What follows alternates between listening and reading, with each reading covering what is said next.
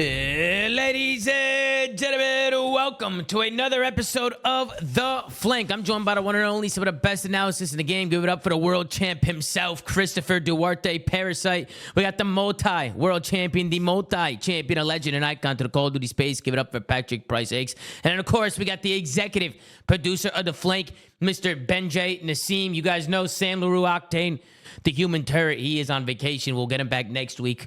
We do miss you, Sam. But gentlemen, what kind of drinks do you think Sam's sipping on right now? I don't know. What kind of alcohol Sam He was drinking Moscow Mule when we were. You can never go wrong with a Moscow Mule. Yeah, Never. I agree. You can never go wrong with that. What does the guy who ruined the league drink though? I don't know. You got to Tears think to the like people that somebody who ruins the league got to drink some weird shit. You know what I mean?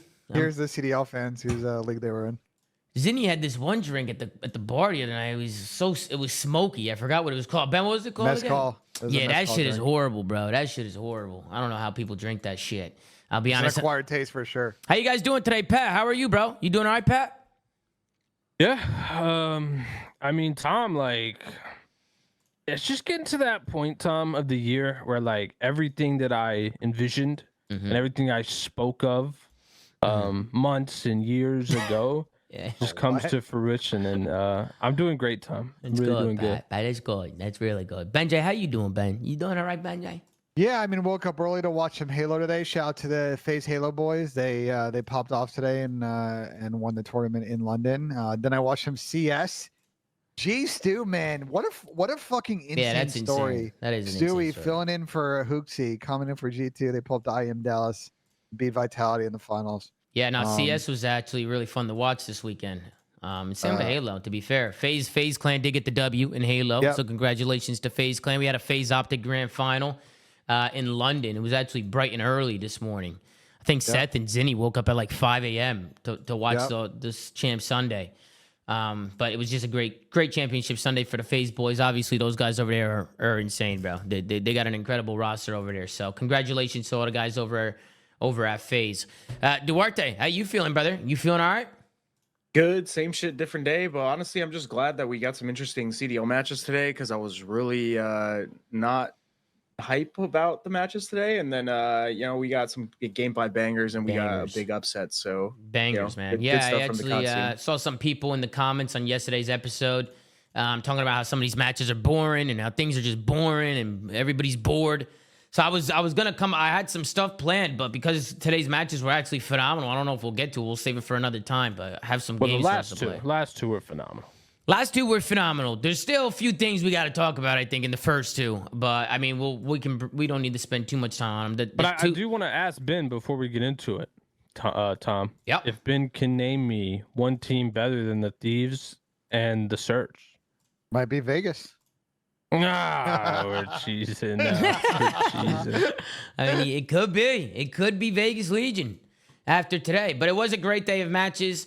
Obviously, a long weekend. I think they said on the broadcast that it was the longest weekend of matches. Is that true? Because there's just so many Game 5s. A lot of Game 5s, yeah. Yeah, no, it's been a long few days. I'm not gonna lie. No 3-1s this entire weekend. It was either a Game 5 or a 3-0.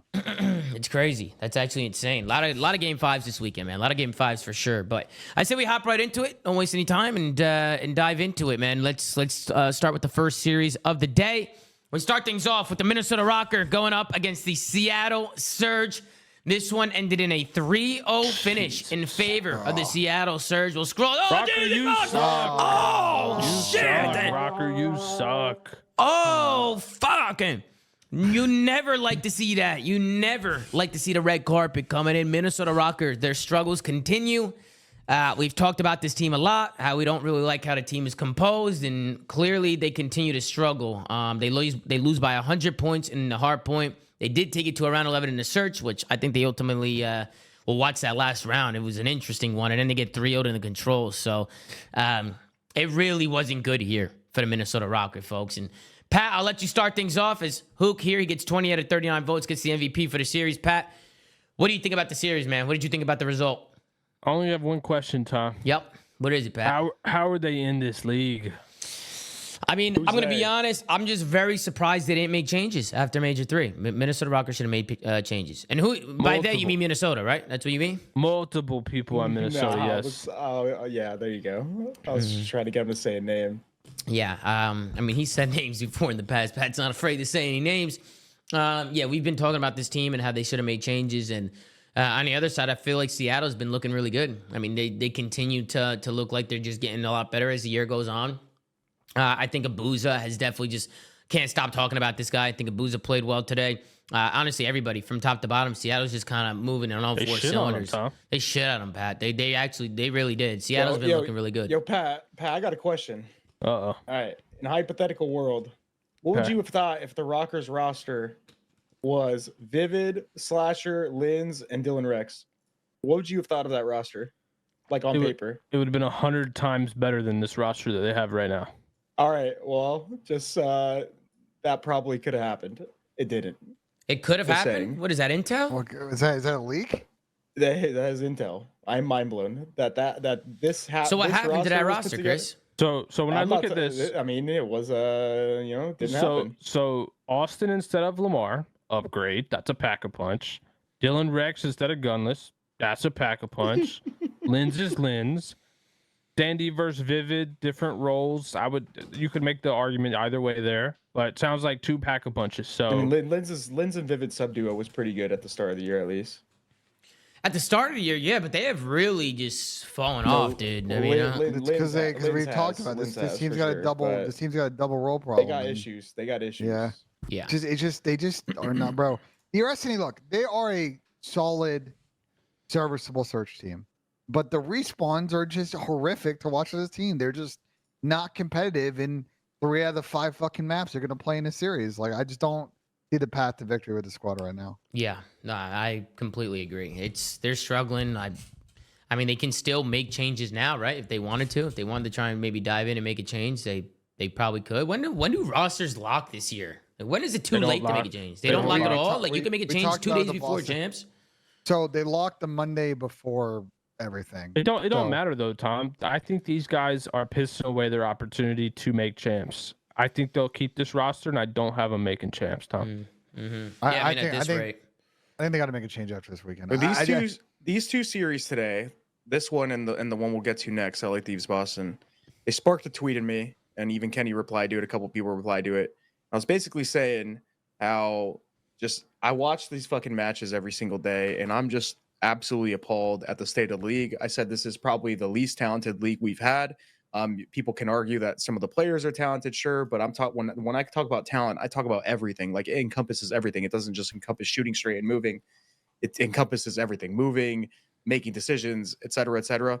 I don't know what the fuck happened from the last couple of years, maybe going from Modern Warfare 2 to coming to this game, but I genuinely feel like the last game brain rotted the absolute living hell out of a lot of the competitors. Seattle, they've made a lot of improvements, but it's clear to me that from watching them play, the reason why this team is just so much better now is because they actually just make efforts on the map to do things as a team and just literally be aggressive. Like, they're not doing anything that much special than other teams can do. They're just trying. You watch other teams play, and it genuinely blows my mind that these teams practice every day because they don't take advantage of any situations. It genuinely feels like some of them are clueless. They're not reading fucking spawns properly. They don't know the timing of when they can go places. It genuinely feels like they either don't know what the fuck is going on the map, or they are literally scared, and it blows my mind. And Kenny's even basically reiterating it, basically saying no one plays for the win, which to a degree he's right, because no one is willing to take proper risk on the map to even put themselves in a situation of flip. They're just content with being at deficits and not trying to change the tide of a game. But I really do believe the fact that the league is so top heavy is the reason. Like, these bottom 8 teams, that's what, 32 players. All 32 of those players know they cannot win. They know it. Like, let's be honest. They know, all 32 of them know they're not touching a grand final. They're not touching a championship. They are playing strictly for a job. That's it. That's all they're playing for. And they're playing to be comfortable on a spot. That's the only thing that's going for 8 teams in the league. That's insane when you think about it. There's 8 teams that are only playing for a job. And so I think, Chris, that's what causes this. That's why players don't put in extra time. That's why we don't see 8s anymore.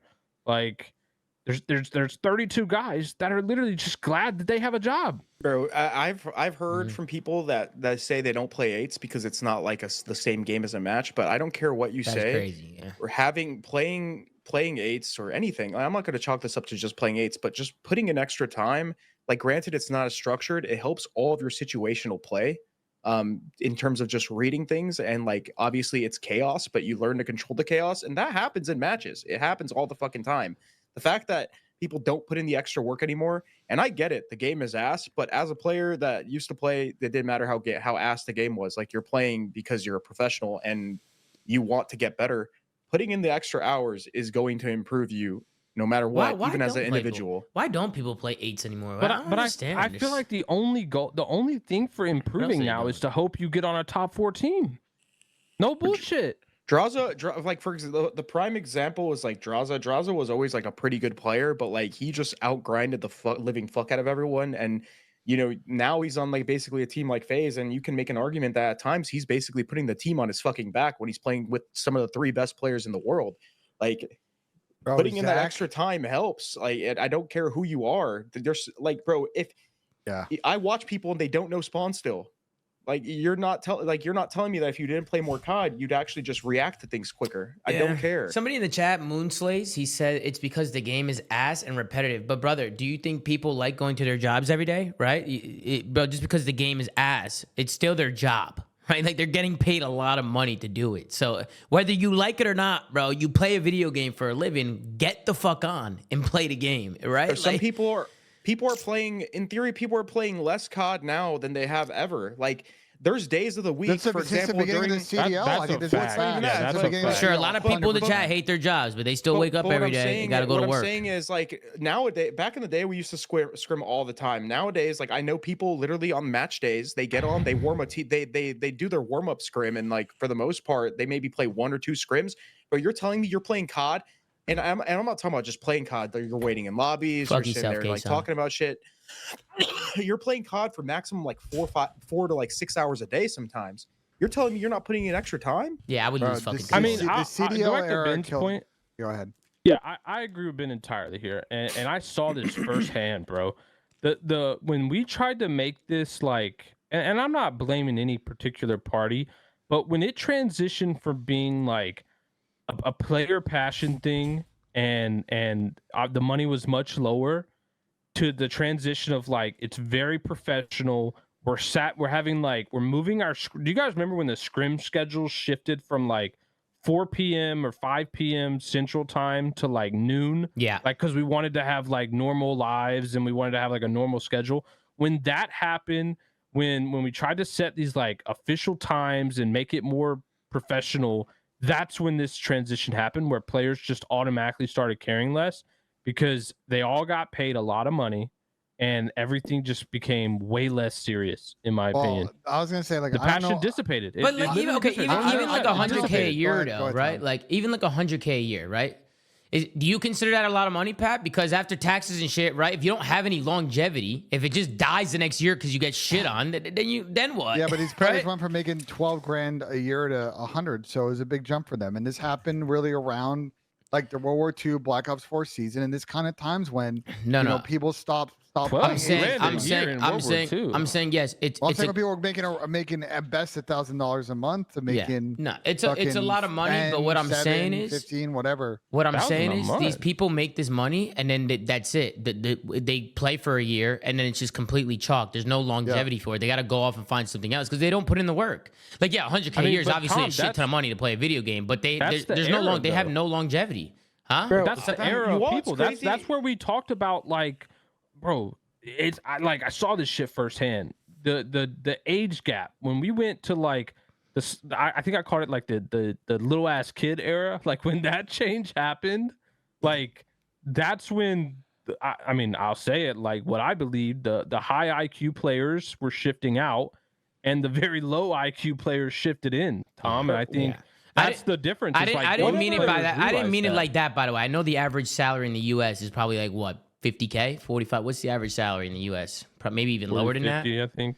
Like 40, Bro, 50. whatever. Like obviously I wanna ask you 100K is guys a a shit ton of money. I'm just saying these pro players, they don't even like they get one contract and then they think the Average job is salary done. is They think it's 63. over. Wait, $795. whatever happened? Whatever, dude. If you ask people back in the day, like what they wanted most to win, or to achieve, is like they wanted to be the best in the world. They wanted to win championships, bro. I genuinely think there are probably players in the league, like, and obviously people could say it, but obviously the amount of work you put in, your mentality, all that stuff, that is what truly shows what you want.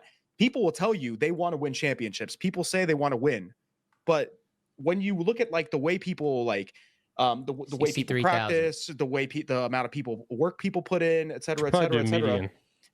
do they actually want to win? Like everyone can say it, but how many people actually want to? What happened to that mentality, bro? Everyone, even like the shitters back in the day, were literally trying to play to win.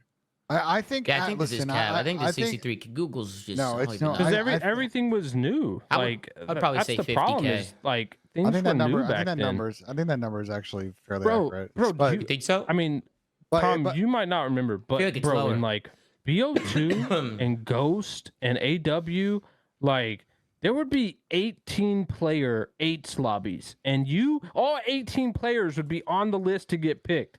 And if they didn't get picked, they sat in spectator, watched the whole series, and tried to get picked again. Or they And would if make didn't another get series, picked, yeah. they'd make another series. Like, and that was, to Chris's point, yeah, like that was the good players, the bad players, the average player. That was everybody. Like, from a passion level, gaming was better before the money got here.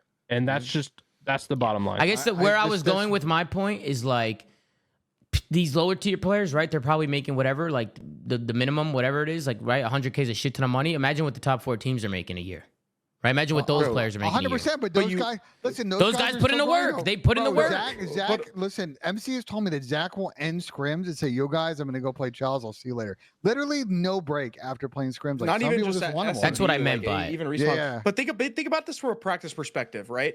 Let's say your team is like not that good at invasion hardpoint, or well, not invasion hardpoint because it's not a map anymore. Let's say 6-star hardpoint. Yeah. You scrim. Most teams they'll do 2 scrims and then they'll do an S&D scrim. That's usually like a normal day of practice, right?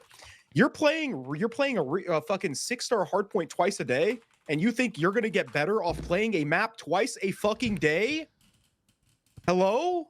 Am I fried? By the way, I did search up average salary in the United States because some people were saying look up US. That's what I looked up. Average salary in the US. I'm guessing that this is just kind of skewed because there's also like fucking billionaires in the By fucking US, state- right? Like it's very skewed. driven by state and locale. Like it's. How are it's- we on the average? Who cares? Like, but that was not the point we were making. Yeah, Listen, exactly. I The point think- is these players could be making even more money if they put in the work. But go ahead, man. I think Animap's point when we were reply to your tweet, Chris, that basically, like we speak about money and franchising, and once that like grind that path where people could be on an amateur team, try to get in Age, try to get in Chows, and then show up to events and World Star people because they worked harder, and then get on better teams. That ramp is just not as accessible as it is anymore Yeah. because of the format we have. So But it's also just like I said, it's like just look at it from a pure just like map perspective. If you are a team that is struggling at X game mode, X map, whatever, you play that map twice a day, get off for the rest of your day. You're not improving, bro. I'm sorry. You getting reps on a single map or whatever twice a day because you're playing the whole rotation is not going to make you better at that map. The way people practice is probably not ideal, but also just like the amount of hours people put in, the amount of repetitions people are getting, it's just not there, bro. You're not going to improve, and that's why like the people at the top are going to stay at the top because the people that are at the top, they're not only more talented than you are, but you're not putting in the extra work to improve. You're going to Bro, be shit. they're the whole also time. they're also, and I say this all the time. We talk about team environments. It's Scrap talked about on stream. Those top teams are also so good at making their practice worthwhile every single day. Like they do not waste days of practice. And what I've heard about some of these bottom 8 teams is day to day if the practice is worth it. People get on and just waste 4 or 5 hours. Those top teams for those top teams, Chris, if they waste a day, it's literally a 2-hour inquest afterwards, usually between the coaches and a bunch of people of like, wow, we just straight trolled a day of scrims. Like we're not going to do that again. Yeah. It's just a different mentality. but again, it's like so. Not only are you just not Get your getting final like thoughts out. Let's move on you're not from even this. getting a lot of reps. You're not like some days you're trolling. So Yeah. what are we really doing here? Yeah, as let's move on. as Let's a move league? on from this convo. Let's move on. Let's hop into some clips. We could kind of skim through it. I mean, this was the first just mistake I saw from Rokkr. They let a guy waltz upstairs. A guy just waltzes to the front of the hill and just shoots him in the back to Booza. And you can see just a clean 4 right there from Minnesota Rokkr. Like right there, I don't know how nobody's picking up steps. I feel like steps is more important than hop. I feel like people don't really like jumping up the hop because you have to mantle up. Like it's free kills. It's not even that. If you're watching steps and a guy does hop up, he's gonna trigger the hill, so you're gonna know he's there before he can even like react and take a gunfight. Whereas if a guy walks up the stairs, he's immediately in a play. Back up, Tom. Someone died hop. Like, how did Linz actually get in this spot? Right here, number 6 picks up hop. 8 should turn. Like they should communicate. Back up to before Sandy dies. Back up to before Sandy dies. I want to see what happens here. Yeah, Stanley's here. They're fine. Stanley was actually doing a pretty good job here, like picking up kills. Being news, he had a little bit of a slow start here. I know Stanley's been really good for these guys, but slow start here from Stanley. Then he dies.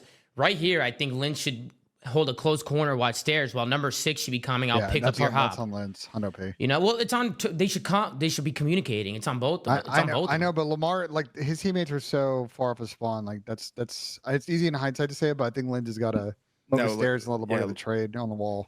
Yeah, Linz needs to focus stairs and wait for the hill trigger. And then when it transitions into the P4, look, they get these spawns back here, and they don't rotate. Just go right. Why are you challenging old? Why even challenge old? Why even challenge that? Look, they challenge old with 16 seconds left. They all die. Now look. Now look at the spawns. Now Seattle get to the next hill because Minnesota Rokkr didn't want to rotate. And now look what happens. So what turns into a close game turns into Seattle just building a fucking 100-point lead, 70-point lead, whatever the fuck it was. This is where they kind of just run away with it. Just how are you not rotating at this point of the year? I don't get it, bro. Just go How right. is Kyler getting away with it? I don't know, bro. Like this point of the year, bro. Getting away with the same play over and over in the cell, bro. What, going low? Going low? Nobody ever watches it. Yeah, They played twice now, and nobody's ever watching. I feel like it's like one and done. Like somebody goes low, they'll get a kill and get traded.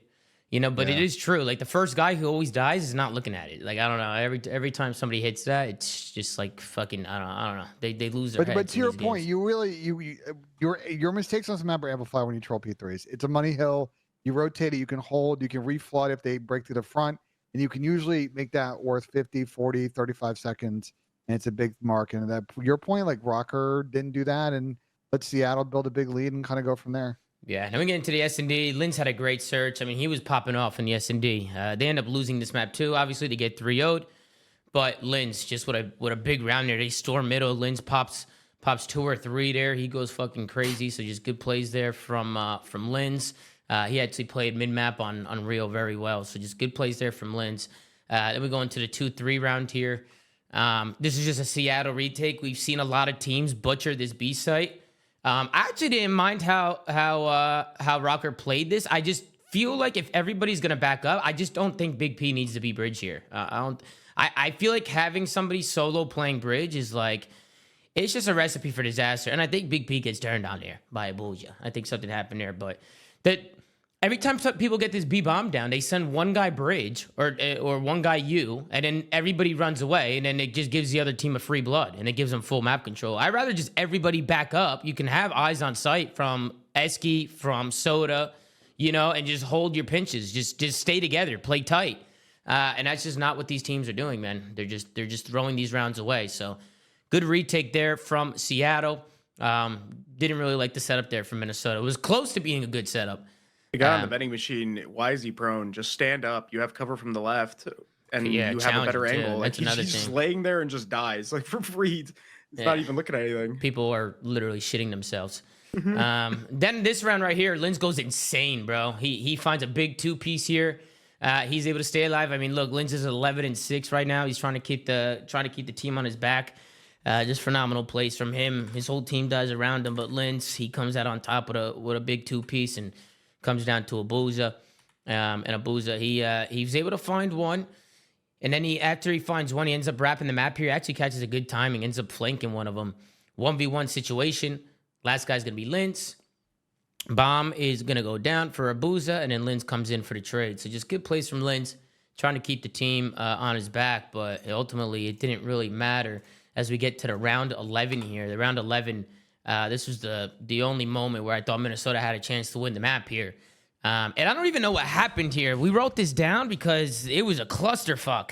Lens gets the first blood. 4v3 situation, bomb down.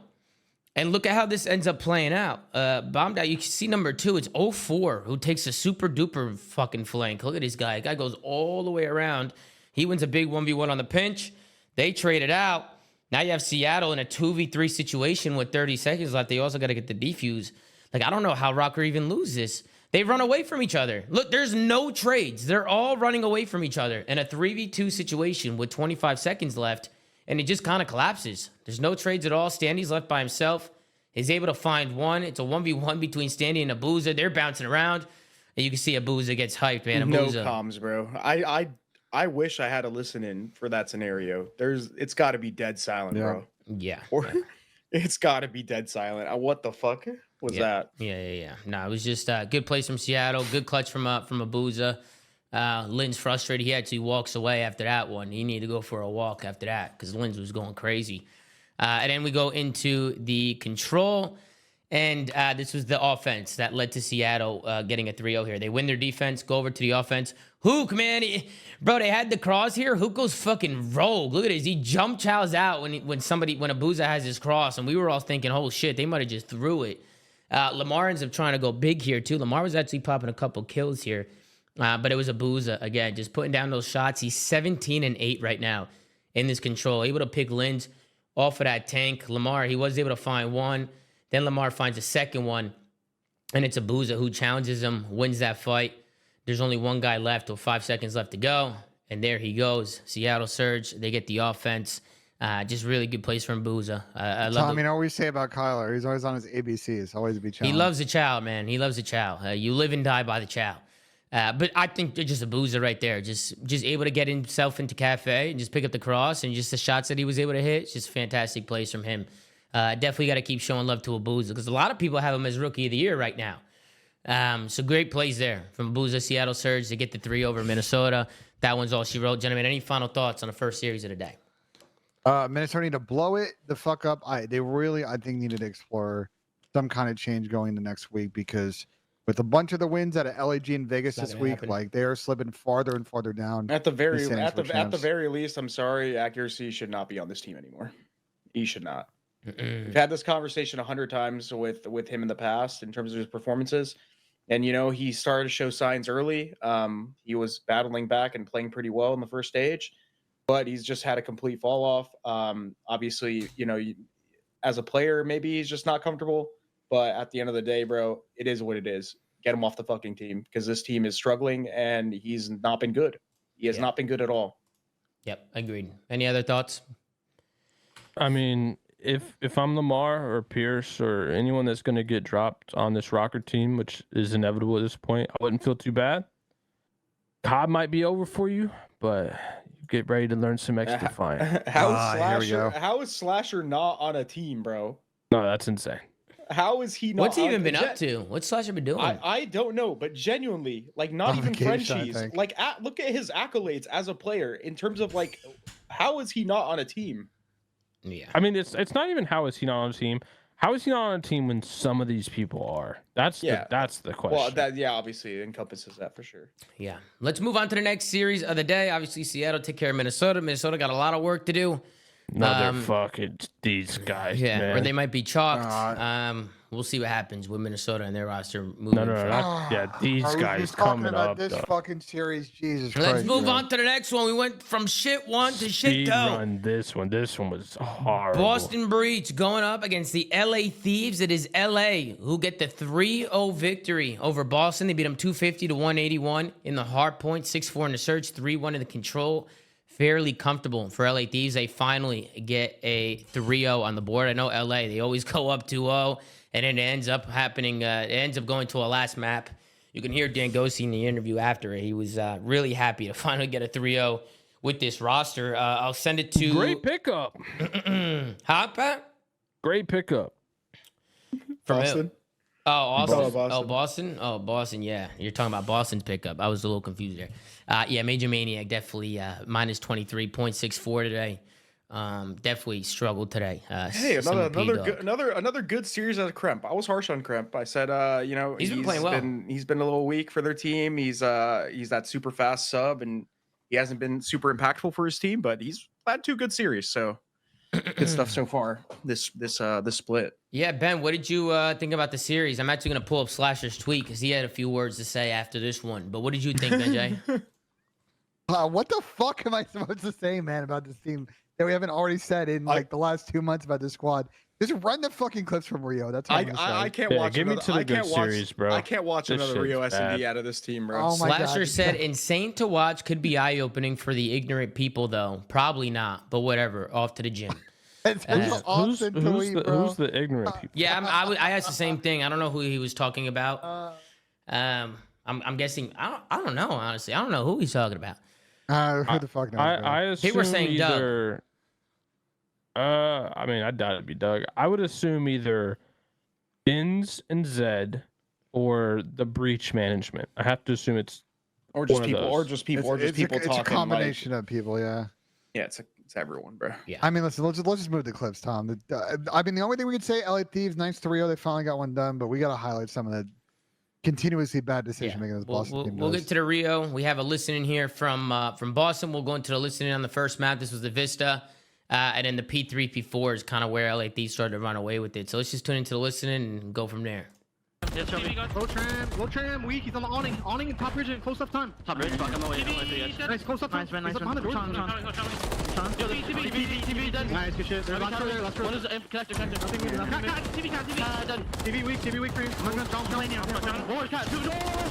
That's big time. One shot. Nice shot. I'm good. 20 minutes. I go on in. I'm gonna Go left. I'll go left. Yeah, give me the front. Hey, top mid. I'm pushing front. We top mid, Ben. I can bench it. Try one shot. Tunnel. You stop at top. You might curve it and burger, no bullshit. We're good. I'm waiting for you. This guy fell off. Yeah, I'm That's gonna be behind. That's gonna be behind this guy. Now he's only one time. In the middle. I can play from him. Oh, he's spots. One shot mid. I'm looking at Go going right. Okay, I'm getting nated. That's not him. Joe's going right. I'll get to the Top mid. He's close up to me. He's on mid, I think. Yeah, 2 minutes. Last time in.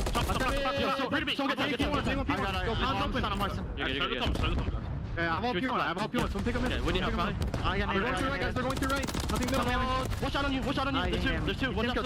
One's deep right. Yeah, all three. One's going up. Mine's fast. Find the pots. Yo, going to. I spawn out. I'm a flank gold. You're gonna roll. They're gonna roll. To the back. Yeah. Station on new. They're gonna spot front. Let's see one shot with you guys stage. Should we spawn low? You're gonna go front door on me. He's not dead. I'm blocking. I'm going low. Yeah, spawning on me. Yeah. They're going through low. There's one on me. Burger. One shot, Burger. Burger in the back. Two in the back. 2 pillars. Close up time. Weak as fuck. Pillars ghosty. Big time, Max. Big time.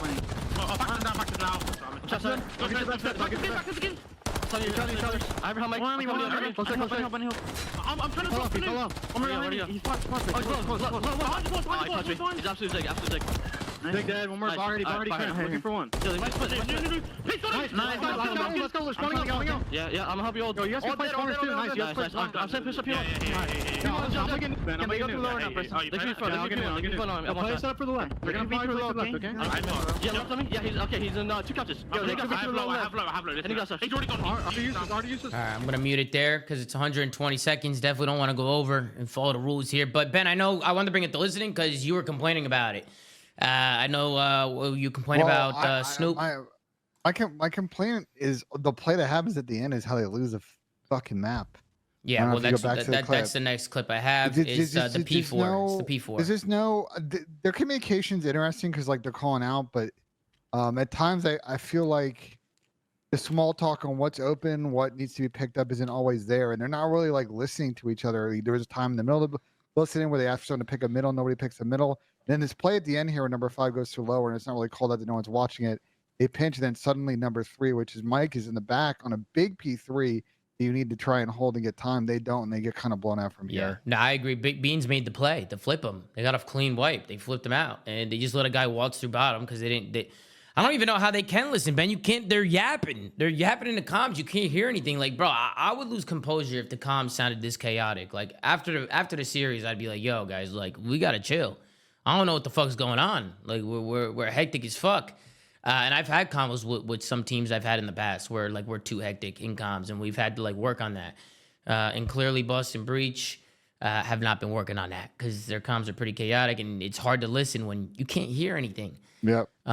So yeah, definitely a mistake there at the end, and that's where LA Thieves were able to flip him out and just run away with this one. So just good plays there from LA, taking advantage of the gaps and taking advantage of the missed comms from Boston. But let's head into the S&D, man. Oh Jesus Christ, man. Oh Jesus. Bro, I'm so tired of watching this team fucking They play this fucking map. suck, bro. Bro, they're so. This situation right here, bomb down, bomb planted with 4 people up. The way that they manage to lose these situations continuously, time and time again on this map is actually. They do the same thing every time they plant B. They go fucking bridge. They go bridge. Snoopy's trying to fucking fight off everybody. And you can see Ghosty. He finds one on the beans. Kremp finds another one. The trades come in, and Boston just gets break it down immediately. Just no thought process towards after they get the bomb down. It's just they get the bomb down, and they immediately just get broken. And this is not the only time they get broken here in this How map. did they let Kremp run through the bottom of the bridge? I don't know. Let's take a look at it. Because he just sprinted straight through the bottom. And I don't know. I don't know how he got there. Like, what was So- the guy Bridge looking at that He's- he didn't? He No, went he's- under. so He just, he's nobody's already looking at there it. off the rip. Yeah, just he went low. Nobody's looking at right. So it's just a Nobody has gamble. it. Like they just didn't send anyone Bridge off the rip to like even prevent it. I mean, what is it a was. gamble? Kremp probably threw some shimmies and was like, nobody's here. I'm Yeah, hitting it. but that's what I'm saying. Like off the rip, they should have like had somebody play deep bridge or hit bridge from the street, so that way he couldn't do that, or at least they would have known about it. They all committed to top mid. They left the lane open, and Kremp again, just like yesterday, finding the absolute greatest timings in the world. Where Yep. he's just running through a lane and just getting behind him for free. Yep. Now we have a 3v2 for the Boston Breach as they get the B bomb down. A 3 versus 2. And take a look at Dan Ghosty. Nobody is watching the P2 push through. Like, I want all of let me pause this real quick. Look at what they do here. Nobody's watching the P2 push through. You have one guy in lobby by himself, right? Major Maniac runs bridge by himself, and then you have a guy on bomb by himself who just gets shot in the back, right? Let's go back further. Like what? Like because somebody's dead. Like where were these people that they couldn't pick up like a flank? I mean, they're just. Because I feel. I don't know what they're doing. You want to go all the way back? I mean, I just want to genuinely know why they're not picking up flank. Like at any point, did they have anyone watching it? So number 3 is, I guess, kind of watching. Number 4 is watching the deep one. Somebody dies here. Number 4. It looks like they're still- tweaking trying to watch this shit. Just corner up there and just wait for them to hit it. Like that Trades way, go if they down. come from P2 or from bridge side, like they have to run through lobby to get to B, right? So it's like just whole lobby. Make sure nobody can get Esky. Make sure nobody can get Soda. And you're good. You call it a day. But instead, there's one guy lobby who has to watch now bridge push and P2 push. He can't watch Bro, both of them. I'm not gonna lie. They If you're in a should all 3v back up if there. if you're in a man disadvantage, like at this point, or if you're in a man advantage, you're either just running straight through their spawn as a team, like as a death ball, all 3 of them, or you're all backing up All together. should back and up. they didn't Everybody do, and should they just didn't back do up. either. No, They they all didn't do do. either. They all do whatever the hell they want. They just do whatever they want to do. Everybody's just trying to make a solo play. And then we get into the next round. This is the 1-3 round. I was a little confused here by LA Thieves setup. This is actually a mistake from LA Thieves. Right here, shouldn't number 8 just watch Jodeci's back? Like Joe should just hold boxes, and then number 8 and number 6 can just hold his back. But instead, like Joe gives up boxes there. He gives up boxes. I don't know if there's like a miscomm or something or what, but then he dies. And now Boston has full bomb control here. Snoopy's able to push up. He's able to find another kill, and Kremp goes down. It was a good retake from Boston, but I thought LA Thieves messed up there. Why do you think he turned Yeah. around there? Unless like he's just tweaking. I think he was because tweaking. He thought like a guy could slide out garage and shoot in the back. Number 8 should have probably gotten the truck and just watched both lanes for him and just been like, "Yo, I have your back," and then reacted off the information that because number 8 would have saw them hitting garage or hitting orange before 7 even died. React off that. There was either a miscomm or no comm because Joe was tweaking. Yeah, you can see here, easy retake from LA Thieves. or sorry for Boston, LADs with a little bit of a mistake there. It was the one mistake I saw LADs make was just maybe a miscomm there from them when Joe Thieves gave up boxes. But then we go into the next round, the 3-4 round, and it's another retake on B, which is also so funny to me that they keep going B and it's just not working, and they just continue to do the same shit over and over and over again. Like they have one guy on bomb again, they don't back up, they don't push forward, they just sit bridge. I don't know why people sit bridge, and they get mowed down again. They just get mowed down again. We don't need to keep going over people it. sat bridge when this map first fucking came out, but the meta's evolved. The better teams just kind of, either back up and play together, look for the pinch, and then try to execute off or just that. challenge. Just But it challenge. pushed through, The guy that challenged escalators, like if he got a kill, it would have been nice, but it was unnecessary. He lost the gunfight. If they were really worried about like them trying to deny bomb, like just have the guy angle himself so he can't be seen from Esky and like look. zig steps, and have the guy sit bridge and watch over him, and then get off the bomb and group. Even if you group, okay, yeah, sitting bridge is not ideal, Tom, but even if you group up bridge, if your whole team's bridge, like then you could just react off like anybody trying to engage bomb site or retake bridge. So yeah. My biggest complaint, Chris, is that there's just other people doing other shit. There's people all over the map. Together yeah, they're not doing anything yeah. together. There's no teamwork. And then it's the same thing again. Look, again, another round. Boston just goes right to B, plants the bomb.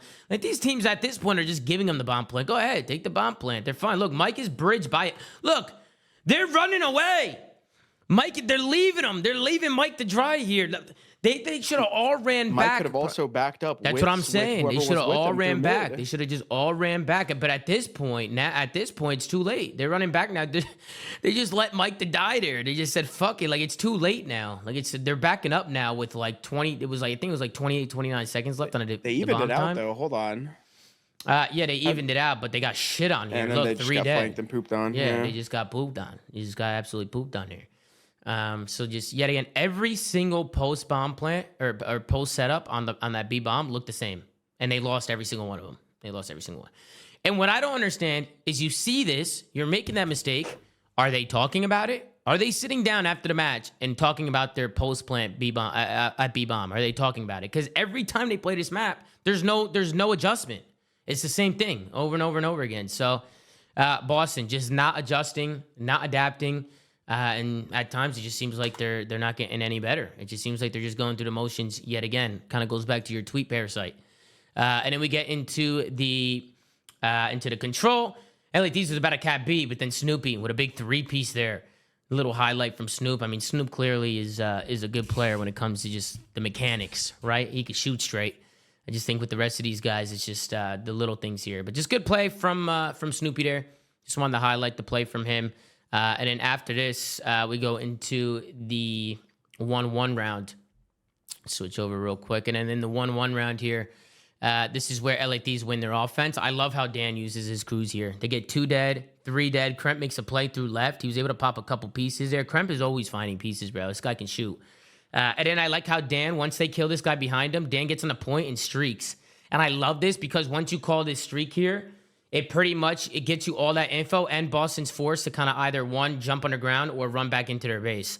Kind of slows them down a little bit, buys more time for his teammates to get back onto this point, coming off spawn, and that's exactly what happens. Nasty gets back into the play. Kremp gets back into the play. 2 kills go down for Kremp. Beans did pop a big 3-piece there, but he is the last one up. And in a 2v1 scenario, Beans, he's one shot. He's by himself. Really not much he can do when he's getting double pushed. He goes down. He was doing everything he can to stay alive. To be fair, Snoopy and Beans have been shooting. Yeah. That's not the problem with this team, it's Tom. not. It never It's has not. been. No, it's not. Their shooting isn't the issue. Yeah. Yep. Agreed. These guys just can't fucking play God the right way. Yeah, and I think unfortunately, Tom, with that loss, I believe they're officially eliminated for qualifying from champs. I think they essentially have to win out and just pray. But no, Ben, tell me it's a 0%. I believe at this point it is 0.0. Yes, we're in an 11-team league now, baby. Let's go. The clock is struck midnight, and it's shocked. They've had 50 points for 4 months. They're out. Don't care. Justice for Beans. When was the last time they won a series? Who was on the team? Who was it? Asim and Slasher were still on the team. That was the last time they won a series? Jesus, fuck.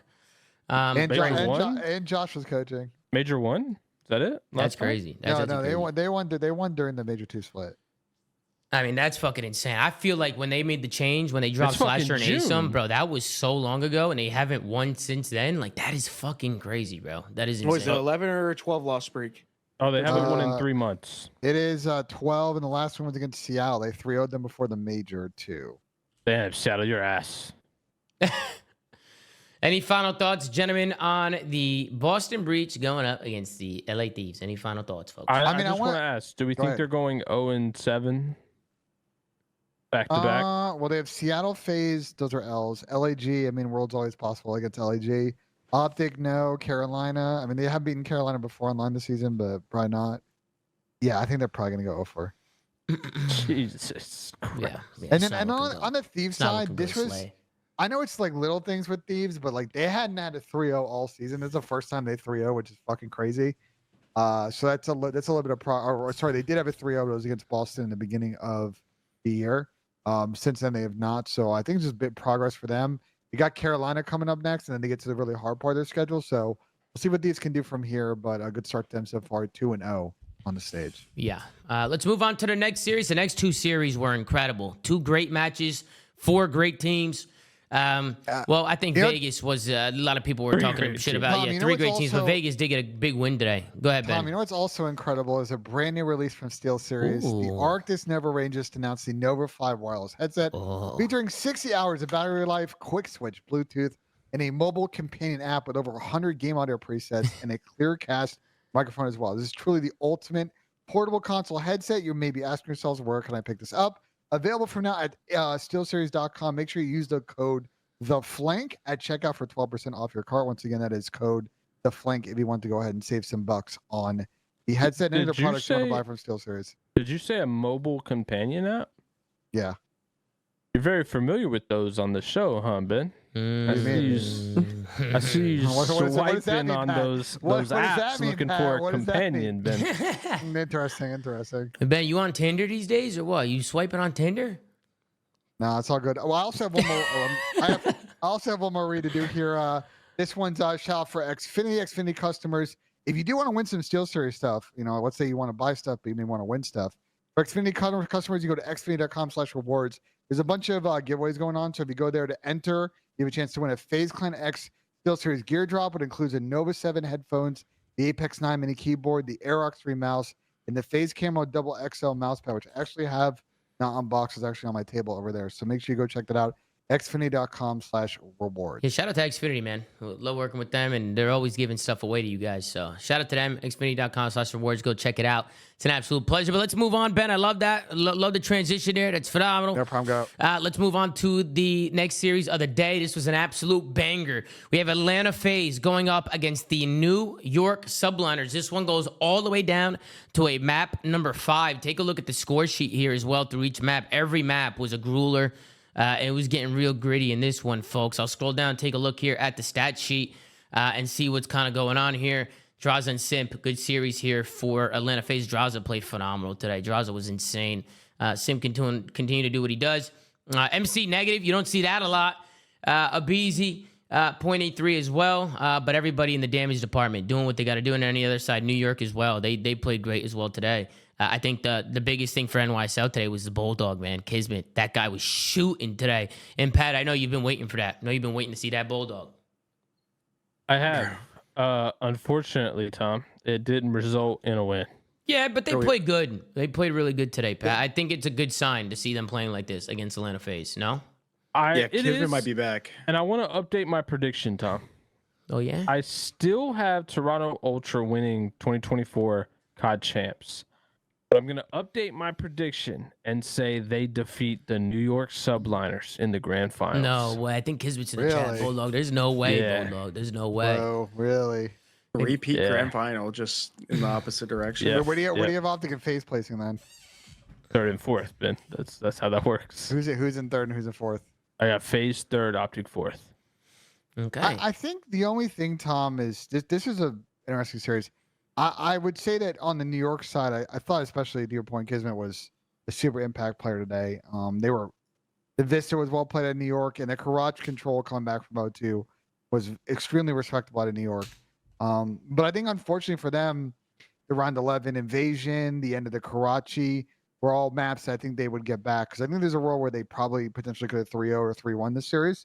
And they caught FaZe on a day where, you know, they weren't really shooting back, especially Tyler Abizi. And it's tough that this didn't result in a win with FaZe taking 2 SBs. I wouldn't say that was the case. I actually, just from watching the game, I feel like New York was just playing better COD.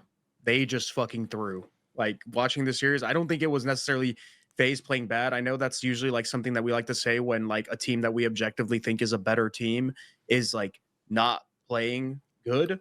I think New York actually just played really well. I don't think that FaZe was just like, oh, FaZe is just off their game. No, they shut them down. They were playing really, really well.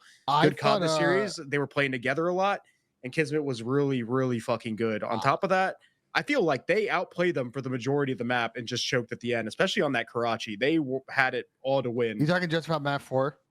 Map 4, they choked the fuck out of it, but I think they outplayed Optic. I think they outplayed FaZe on the first map for sure. FaZe got off to a slow start, I think, but New York was making great plays, pinches, P2, P3 breaks, all that stuff. but that's what I'm saying. Like, bro, I think on the like, Karachi though, Han, just to finish my thought, Yeah. I think especially on the Karachi, I think FaZe, like, honestly, there were a lot of opportunities where they were rotating early and just getting broken by just getting purely gunned. but I normally purely hate saying gunned. that. New York was playing good. They were Bro, using a lot of teamwork. Bro, You can't say they were getting gunned. I hear you on that, but like some of the gunfights I was seeing FaZe lose, we don't normally see them lose.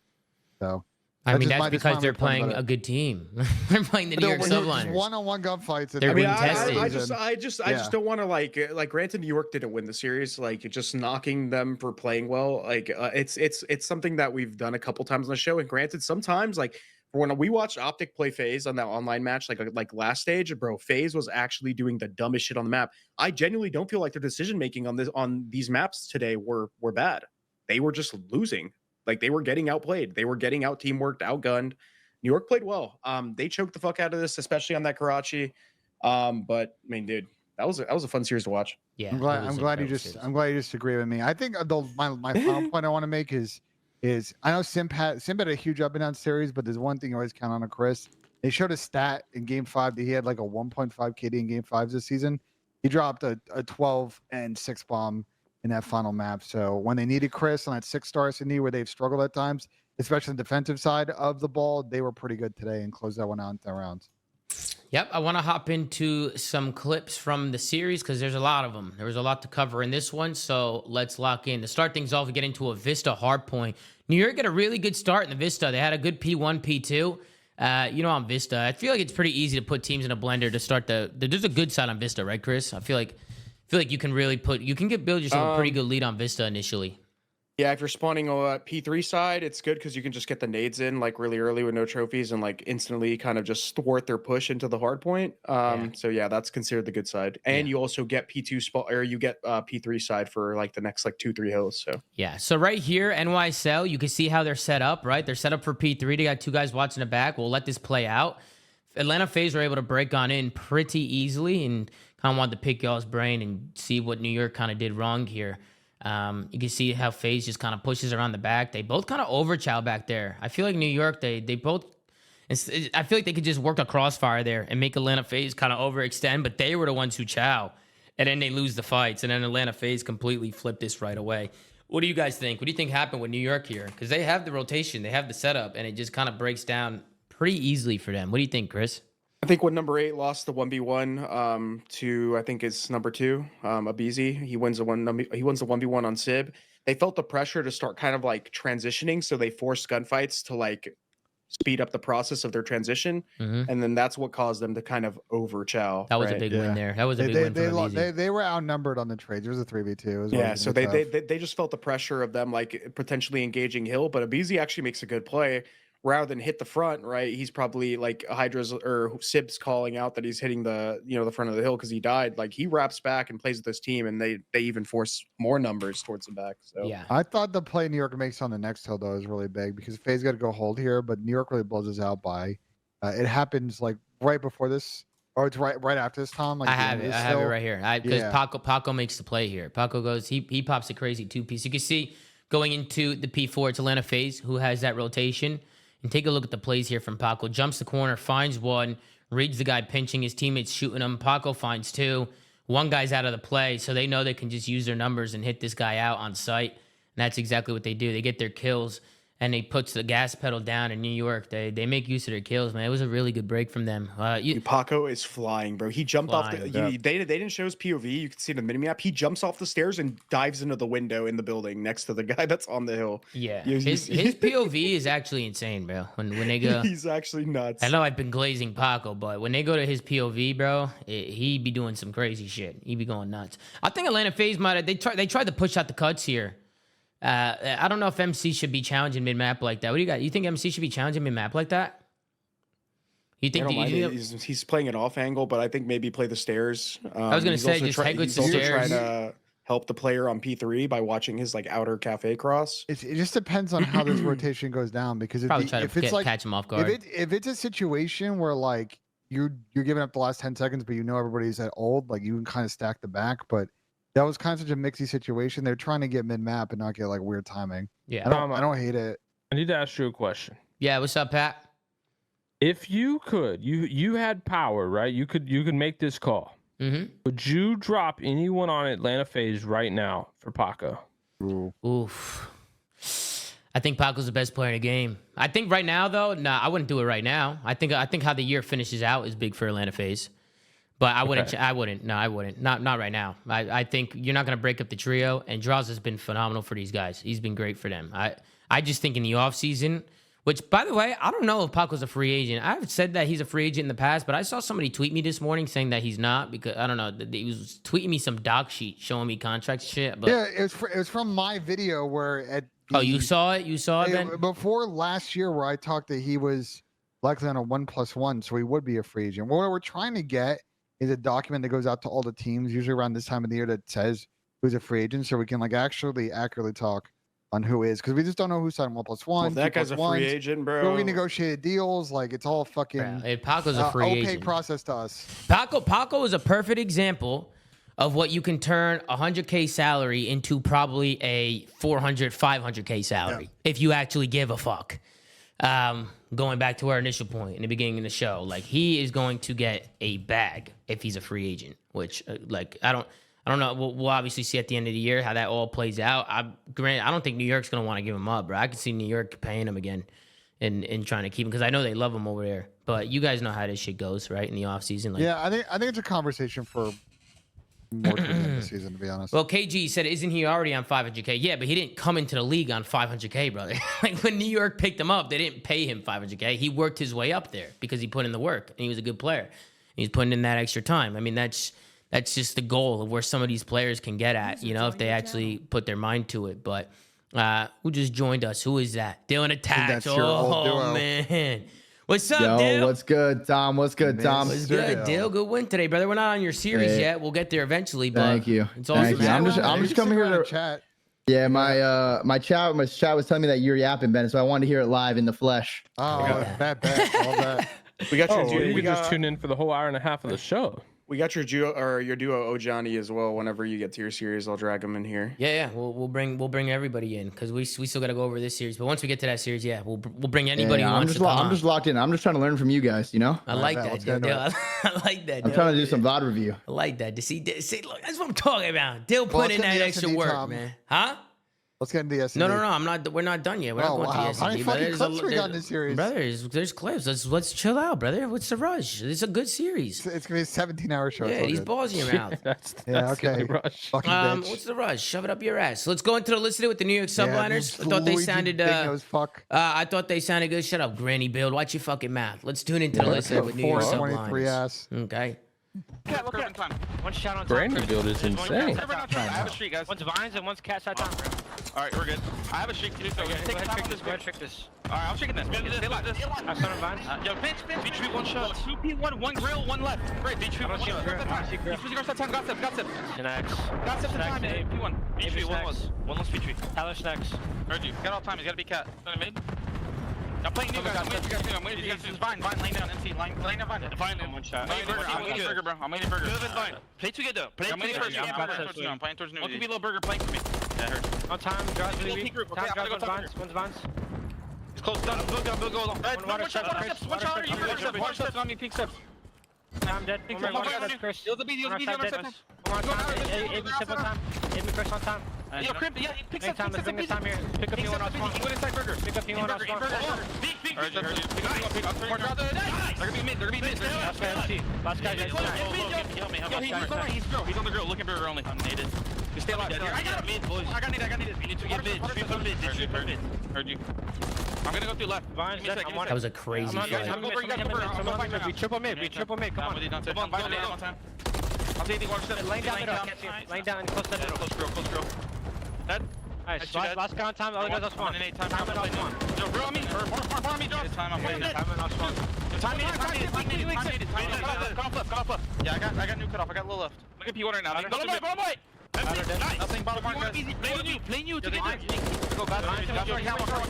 was a BZ. It was a BZ and new. It was on me. I got killed. Simp flow art. And a BZ missing a BZ. He might do the gate hop.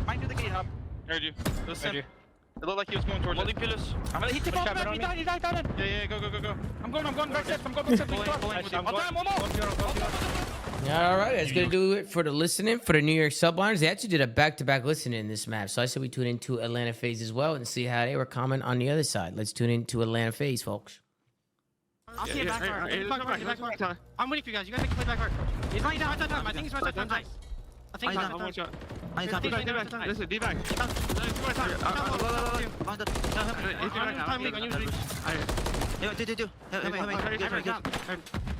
I'm P1. Yeah. Listen, he's archers. He's trying me lower. Yep. Help me left, Zach. Heard. Come left. Take your time. He's top bird. Nice. Hydra was out somewhere too. Step back. He's down. He's P. Love it. Tired this one. That's 20 Yeah, one shot. I'm jumping. I spun out 15 minutes, I think. Spawning in the back. My kids. P1. Let's go deep secret. P1, 10.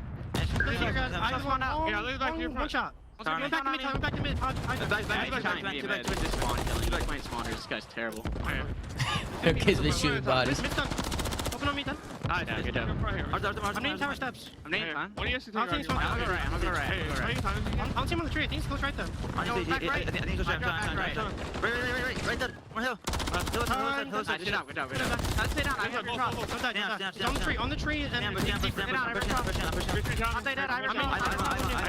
One minus one. But we're close, kids. I'm trying to play near. I'm missing Caesar. He's a new. Okay, one shot. I have new cut now. That's good. Get my P1 if you got I'm getting P1. I don't see anything new. They're all doing nothing, guys. I have time to sub. I don't see anything. Nothing in routes. Missing a All right, that's going to do it for the listening with Atlanta FaZe. What you guys think of the listens? Hello? Anybody? Both teams sounded great. Sorry, I was muted because I didn't want to make noises when I coughed. But both teams sounded really good.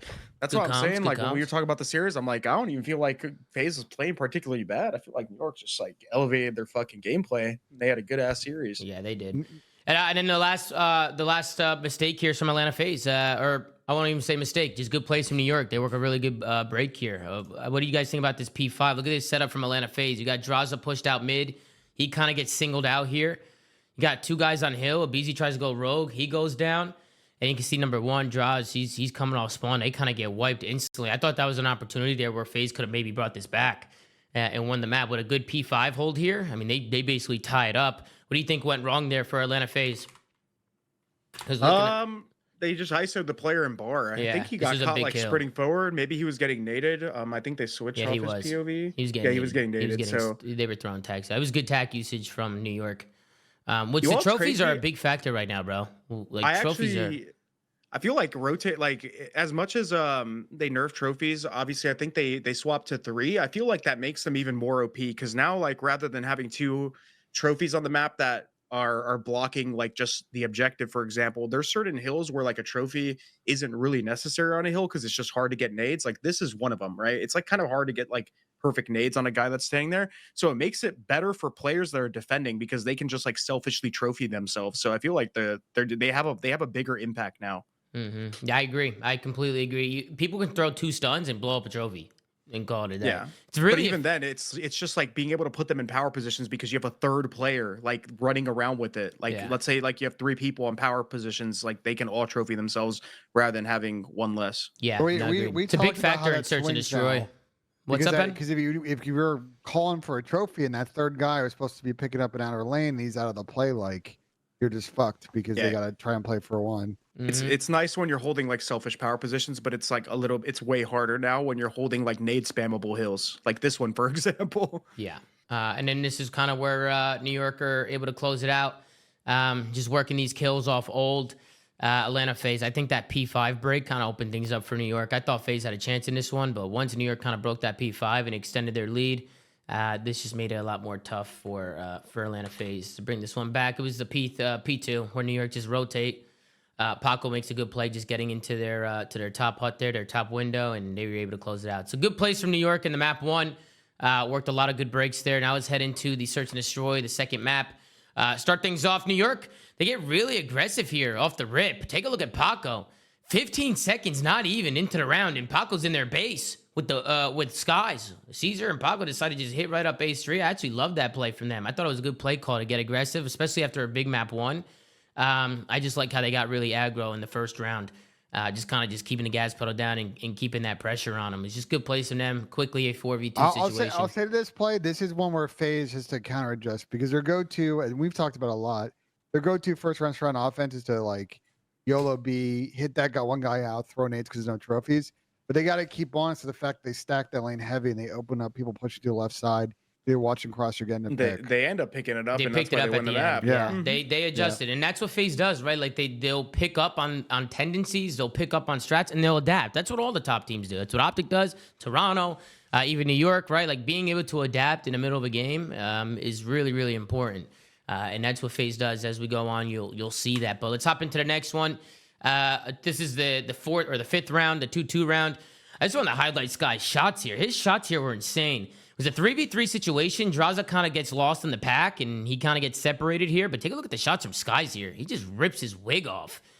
Simp tries to get the bomb down, and Caesar Skies throwing down some shots. So really good plays there from Caesar. Just wanted to highlight his shots because if Simp can get that bomb down, maybe they're able to do something. But just really good plays there coming in from Caesar. Then we get into the 2-3 round. And this is where, bro, Kismet, if he would have did this, if he would have clutched this up right here, this would have been insane. Take a look at the plays here from Simp. He's flanking him, but Kismet somehow is able to find 2. And now Kismet left in a 1v2 situation. He slides the corner, sees a guy laying down, jumps it, takes him down. Now it's a 1v1 situation. And I'm thinking Bulldog might clutch this, but MC, he ends up pushing him out, decides to challenge him with the pistol. Good place from MC to get aggressive there. Have that confidence in a 1v1 to just kind of take him down there. Kismet was red hot, man, in this one. Almost with an insane clutch there. That would have been crazy. Then we go into the 8th round. This is the 4-3 round here. It's NYSL, the B plan. They end up going right towards Broken here. They just hit it. And Ben, this is something we've talked about in the beginning of the year that we've wanted to see more. I've talked a lot about it with Sam, but just hit B fast, like early, right? Like get Broken control, like hit this out together. And that's what New York does. They do not care. No fucks given. They get super aggressive here. Skies stays in the spawns. You can pick up those pinches, get that info, so they can't just wrap mid-map. And now it's a 3v2 situation. And Atlanta FaZe, they're looking for Skies. And Caesar wins a big fight here as well. They actually end up checking his corner. Abizi jumps it, but Caesar somehow comes out on top there when he's stuck into the corner. And now it's quickly what turned into a 3v2 is now a 2v1 situation. 20 seconds left on the clock.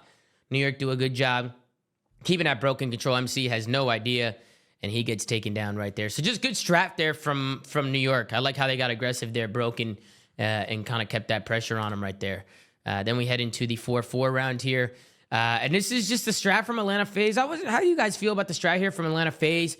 I called it the Abizi Pokemon ball. He kind of just went nuts. You can see there's somebody behind him as well. I think it's Simp. They tried to hit this A site, but they end up backing up. Abizi's like dipping and diving here, and then he ends up getting caught out here. Abe, Ben, was it you who was talking about Abe during the watch party? You said his first blood. He needs to work on his first bloods. Is that what you're saying? During this S&D struggle for them, obviously we've talked a lot over the years about Abizi leads the league in first bloods, but he's actually really struggled to get first bloods over the last like 4 or 5 weeks.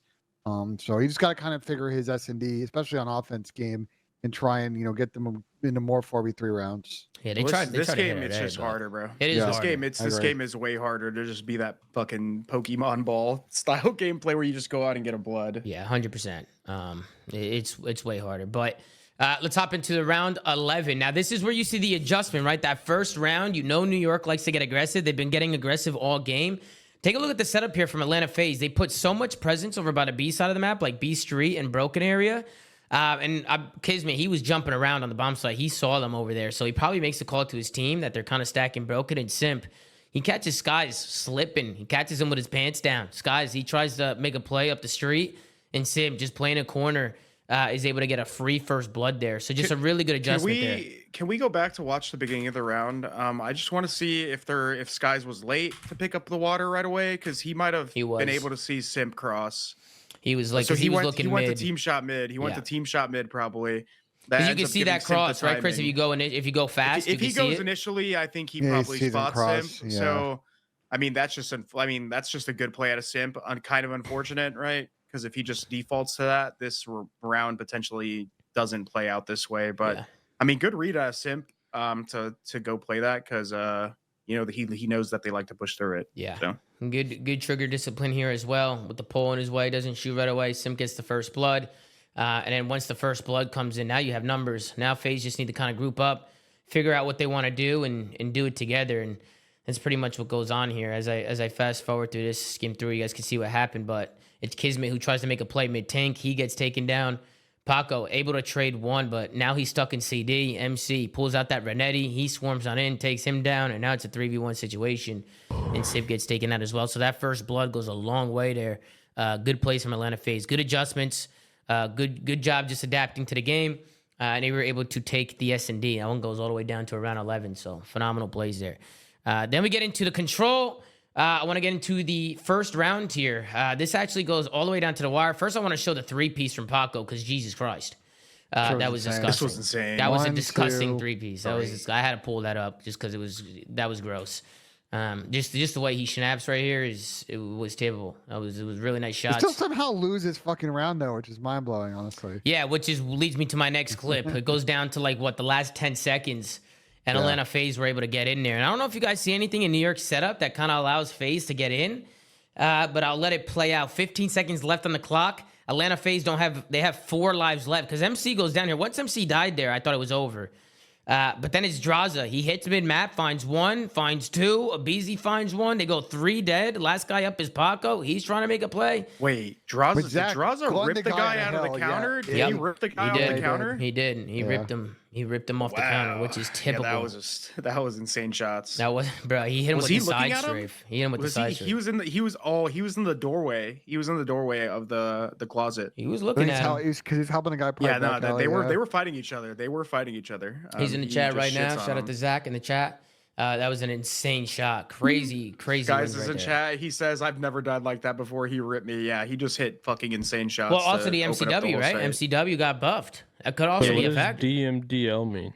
Don't miss, don't lose. Oh, don't miss, don't lose. Never heard that one before. Anything in New York setup there, or do you think Draza just fucking shit on him? I mean, he literally just shit on him. I mean, if Draza gets traded there, Skies is able to help the final guy and maybe thwart the push. But yeah, no, he just got shit on. Yeah, and then we go into the 1-0 round here, the 2-0 round here. And this is NYSL. This is where NYSL bring it back. NYSL come back and win this map. They win 3 straight rounds here in the control. And you kind of see the same thing with FaZe, right? 20 seconds left. They're trying to hold this A tick. Draza, he finds one onto the Bulldog, but Skies quickly trades that out. You can kind of see how New York sets this up. They end up getting that chicken coop, bridge side of the map, and I think that's where ultimately FaZe lost it, right? Once you give up bridge and AC and that area, it's kind of hard to hold on to this A point. It's pretty difficult. New York did a really good job here, just adjusting and getting control of that side of the map. It was actually, who was there initially? It was Paco who was there initially, just staying alive. And then once he kills this guy top 3, see the spawns coming in. It was Skies who spawns chicken coop. Atlanta FaZe, they didn't have enough pressure there and ended up costing them. You think they should be stacking AC more? AC chicken side more? Because they were playing they were all mid-map. Except for, who's that? Number 3, right? Simp? Did he spawn after he kills that guy third? Or is it before? Does he spawn right after he kills that guy third, or does he spawn before? Nah, he spawns before. He spawned before he died. Look, boom. He just spawned before he died. That's crazy. That is kind of crazy. Usually the way this map works is once B's cap, you get stuck in a jump spawn. Yeah. So I'm actually mind blown he spawned there because like FaZe isn't blocking junk at all. No, they're Like, not. I don't know. That Just was- random inconsistent control spawn. Like it just. I think it was that's just a not good supposed to play happen. though by Paco too, just to stay Oh alive no, bridge. great play. and Just just the hold. fact that his spawn there was crazy. He just had good patience there. A lot of players would just run to point and just die. Like Paco he sits there, he stays alive, he understands the importance of holding bridge. And then as soon as he wins that initial fight, that gives him top AC, top 3 control, mid cut. They're able to flood onto the hill and win that one. So just good plays there from New York. And then we get into the last round, and I mean, this one gets gritty as well. New York, they got to clutch up. Atlanta FaZe is applying this pressure towards the front.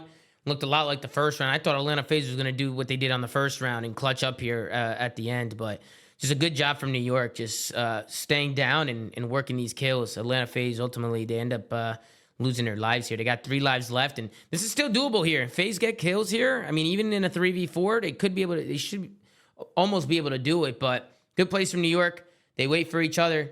Last guy is Simp. He's in the point, and he gets taken down. So just fantastic plays from New York. You see Skies, man, getting fucking hyped up, man, screaming. I want to also shout out to the Bulldog, by the way, because it wasn't in these clips, but on these rounds for FaZe run offense. Bro, this guy Kibbs was finessing so hard around vending and red and making it so difficult FaZe to get the kills so they could even start to push out onto the point. So he had a fucking massive map and was part of the reason they made the reverse sweep here. Yeah, no, good plays. I mean, he played great today. I know Kismet's in the chat.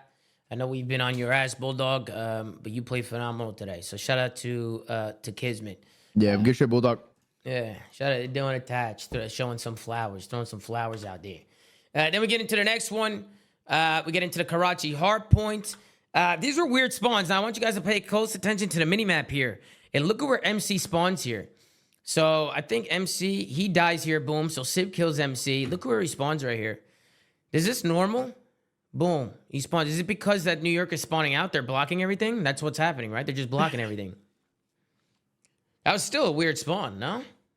Yeah, it is, but it's just they're blocking everything because there's two spawns. There's like the back alley spawn and the white truck spawn, and that's kind of the only thing that's open. Mm-hmm. Yeah, that makes sense. I mean, in the moment we said to write it down because it was a little weird, but actually now that we're looking back at it, because the back spawns were being blocked, it kind of makes sense. I thought this route by Kismet was a phenomenal route, just pushing through the middle of the map, trying to flip the spawns. But it was just weird because number 1 spawned. That's what's weird, bro. Number 1 spawned out, and then New York, then number 5 Hydra spawns out. Hydra spawns because now he's not blocking it, and yeah. But then the maps are just not designed like properly for this type of spawn system. It's because like in he's making the play, like he's making the correct play. 5 and 6, 100%. You should be rotating. Like you're not breaking this. Yeah. So, but by the nature of the rotation, they're just blocking the other spawns, so that just fucks with the whole map. Like, yeah. And then we get into the P5, and this is where again FaZe struggling to just hold some of these hard points. Kind of see how FaZe is set up. They got one guy pushed out like front red. They got 2 guys in new and P5, and then they got Draza who throws a trophy on himself back here, trying to hold the back. But as we let this play out, we'll see how New York was able to get in here and break this setup. I thought Abizi was doing a good job just being a nuisance. But I think New York do a good job just kind of just leaving him here. I know Paco, he ends up cleaning him up here off spawn. But you can even see it was Skies who makes the play around the back. He tried to get an aggro. Once they kill draws here, kind of opens things up, but just good plays. They kind of broke down FaZe's setup right there because they were so stagnant. Like FaZe was so far away from each other, and New York got some info. They got the info. They knew where everybody was, and they were able to bully front. So I just think it was good plays from New York because they realized where everybody was. They got the info, and they used their numbers. It was good plays.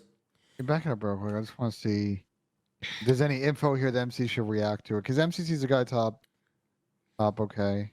No, I I think MC's fine. It's just that New York get the info. They know where everybody's at. Like right here. Number two is calling out that they're Abizi. like hitting around 3rd. So 4 is helping number 1. But then like As soon as by Draza then, gets it's the just too kill, late to and react. as soon as Abizi dies and Draza gets the kill. Hold on. Chris should. I know Chris is. The problem is Chris is obviously trying to get hill time in between the huts, but he's not watching his red push. He needs to jiggle his front. That way he maybe gets preemptive info to react accordingly. Because right now number 4 is literally reacting off the information that Abizi gave him. Abizi is basically telling him they're going around 3rd.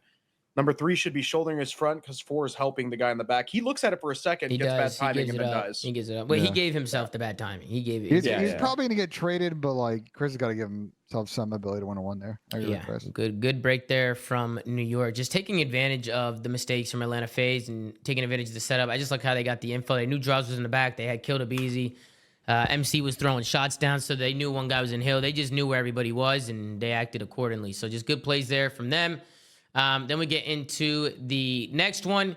I want to talk about the second P3. New York break this one as well. Actually, Skies makes a good play here. He's sneaking in the back. I think they knew they were looking for him. They were looking for him for like 30 fucking seconds back. Yeah, but they couldn't find him. They couldn't Yeah, find he's him. in the depths. He's in the depths, but he ends up getting pooped on here. Beautiful patience. Good patience, but just even though he gets pooped on, they kind of turn. I think he hit his head on the like a corner. That kind of messed up his. Also, is there movement. aim assist right? I don't even know if there's aim assist. Like if you see him jump, like yeah, he did hit his head. He didn't get a full jump, so it probably messed up his aim a little bit. Yeah, he hit his head on the wall. Hit his head on the little wall right there. And I don't even think he got aim assist there with that pole in the way. Oh yeah, he said I did. I lose full. Yeah, he hit his head and he lost aim assist. So Caesar losing composure right there. But ultimately, great break though. Great break from New York. It was a good play from Caesar. Even though he didn't get the kill, he was a distraction and it kind of opened things up. Abizi has to turn here, and once Abizi turns, he gets taken down. And then obviously it's Kismet who gets into that hard point, takes that guy out. Another good break from New York, just using that teamwork and taking advantage of just singling out some of these guys in the back. And it's a good heads up play from Caesar to get there early. Good work there from Caesar Skies Bueno. Then we keep it pushing. We move on. We get to the second P5, and just wanted to highlight Abizi here. I thought Abizi was great here. Abizi on this hill, man. What is it at the end of Karachi? Abizi just kicks up into another gear, bro. I feel like this is like his hill. This is his domain here. Once he gets pushed up into these spots, it's hard to kill him. He did a good job just kind of staying alive, roaming. He was jumping around, getting the info here, and you can see New York. They tried to push through front, and Abe was all over it. He finds one. Another guy here, draws us there, climbs the ladder, ends up taking out another guy here up top, and everybody from New York kind of gets funneled here. So just really good time here for Atlanta FaZe. This kind of builds their lead a little bit and gives them a little, just a little bump here. So just good plays from Abizi. Wanted to highlight that just because he was just going crazy. Good plays from Tyler there. And then we get into the end of the game here. Switch on over. We get into the third P1. Right, Simp gets a streak. And I just like how they use the streak here. Use the streak, get them off the time. They also get the info here, so Sim can call some people out. And while the streak's going down, I think it's just the route from Draza, right? Like the streak's going down, they get the info, Draza knows it's open, and he ends up working a pinch. He's able to get that guy at a hill, and then they work the trades, and they flood on in. Just good plays from FaZe to stop New York from getting solid time here. They use the streak well, and they use their information well. Good plays from Draza. Good route. Good way to use the streak. It was good work. And then we get into the last clip here from this map. It goes all the way down to a P2. Tom, you just got a raid, by the way. I did just get a raid. What was it? A one viewer raid? It was a one viewer raid. That's a big fucking raid, ladies and gentlemen. That's a massive raid coming in. A big one viewer raid from somebody in the chat, man. That's good work. You can get a W raid spam in the chat. Then we get here towards the end, and FaZe break this. Take a look here. New York are in the point. They have FaZe pinned here. I thought New York was going to run away with this for a second and win this, but take a look at how FaZe breaks this. I don't know how Abizi got over the wall, but Abizi somehow got over. He was able to stay alive. He waits for his teammates. Draza able to win a big fight on Tapaco, and that leads to FaZe. They're able to get this last 10 seconds, but now New York, they have the rotation. All they need to do is win their initial fights, and Simp, crazy win here on Tapaco. I think that's what really opened it up. Paco had him tagged. Yeah. And Simp just, once he wins that fight, it opens up this whole junk side of the map. Sib is fucked now because junk is giving up. The trades come in, and it's just a clean wipe. I mean, New York. Paco hit him with one bullet, so I guess that's kind of why he went for like the initial kill. But he could, if he played that way more passively, they probably win that. Because Dante, I think, was the guy in the dumpster. He was coming over. He would have had his entire cross, and Paco could have played off it. Yeah. But he ends up just dying alone, and then the rest of the New York team got steamrolled. So some overchalling out of Paco, pretty much cost them that hill right there. And they threw that shit away. Back up real quick to that P2, Tom, because Dante, I believe, is the one watching the cross for the dumpster wall. He's in red. I'm curious if he just gets bad timing. That's why Tyler gets over the wall. When Tyler ends up breaking it, you're saying? When Tyler gets in there and breaks it? Yeah, I could take a look at it. I mean, regardless, even just him getting over that wall was a good play from Abizi. He catches the timing. But right here, this is where it was. So first, somebody jumps the wall. It's gonna be Draws. He gets taken out. Abizi gets the kill. And honestly, they just didn't pick it up. I'm surprised they didn't win it here. Yeah, I'm surprised. Hydra literally ran away from the wall when he should have been the one to pick it up, and they should have had number 6 like watch mid from the counter. Like he ends up running away. They trolled. See, look, he backs up. He backs up and then just catches bad timing, and then yeah. Wow. I feel like here I feel like they should like challenge this more. Like, see how Caesar's kind of like in the doorway? I feel like he should almost be like in the windows, like actually challenging, like just challenge it or like get on the I desk. think Caesar's just worried about just getting gunned from. Yeah, you can die from like top AC if you're like in the windows right there. Yeah, he's having. But usually the PTSD. best spot Is there like no way to angle it, Dill, to where you can't be seen from top AC? Not at the windows. Like the best way to usually play in that hill is like behind the diner, and you kind of just like get the information from there because you can see him cross from SAT to go towards like the AC balcony. Yeah, that makes sense. Or you That's can probably play, why I did that. or you can play out the right door and like just hold your like wall if like especially if somebody's like team shotting with you. Yeah, and then again, it's just the P2, P3. FaZe were able to break both, and ultimately it leads to New York losing the map and also losing the series. That was an insane clutch by FaZe. Yeah, I thought we were about to go play, but I thought New York had that. Yeah, Dylan was ready to hop on and get it going. It was definitely a good clutch there from FaZe. I think that's why some people in here were saying that New York probably, Chris, was you saying New York probably could have won the series, just trolling a little bit. New York trolled that map for sure. Like that was like I said, if Paco goes and fills that wall, probably wins that. If Paco didn't overchow, I'm not trying to like just put the blame on Paco. He just happened to be the guy. And obviously he played good in the series. But if he didn't overchow and wait for Dante, they probably kill Simp. Simp does an absolutely world star him, and then they don't get steamrolled. So yeah.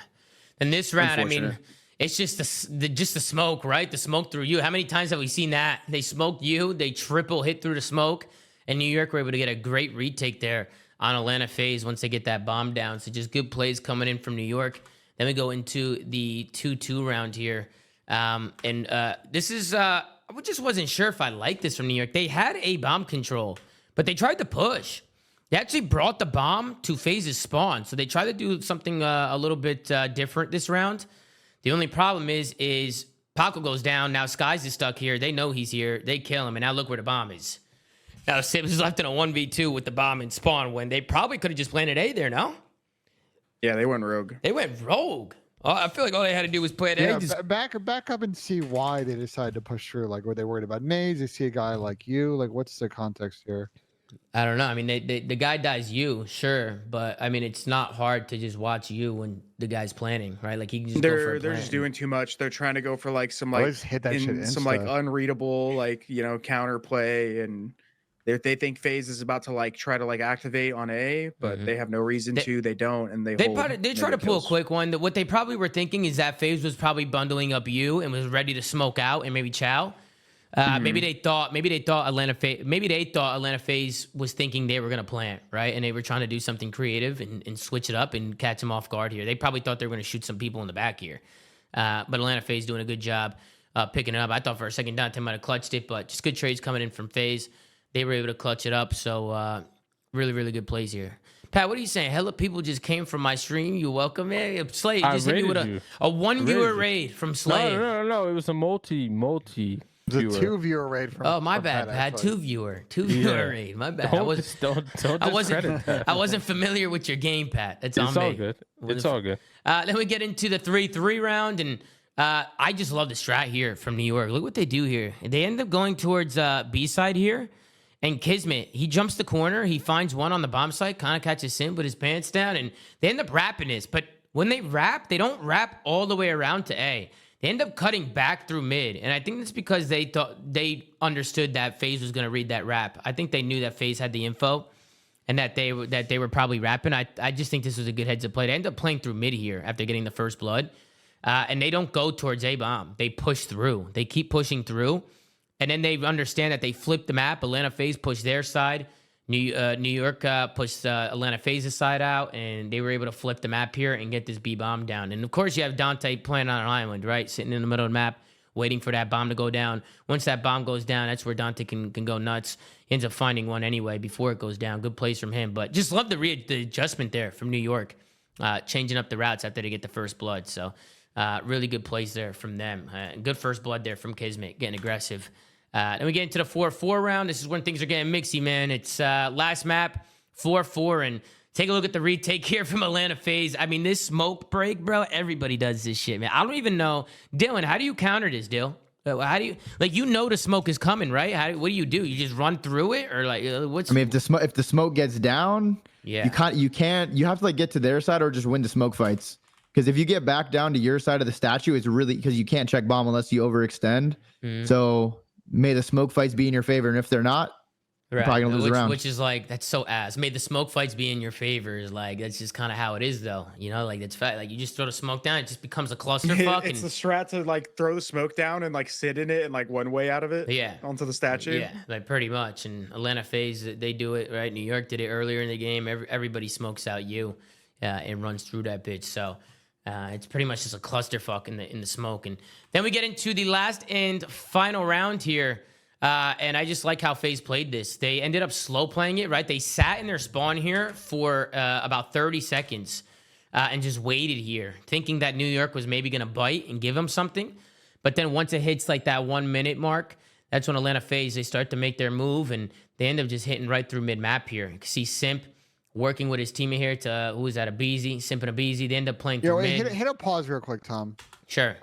So actually back it up probably like 10 seconds, because I know this has been talked about and I want to cover it just because people keep asking us about it. There was some question about whether or not like Dante was stair glitching here.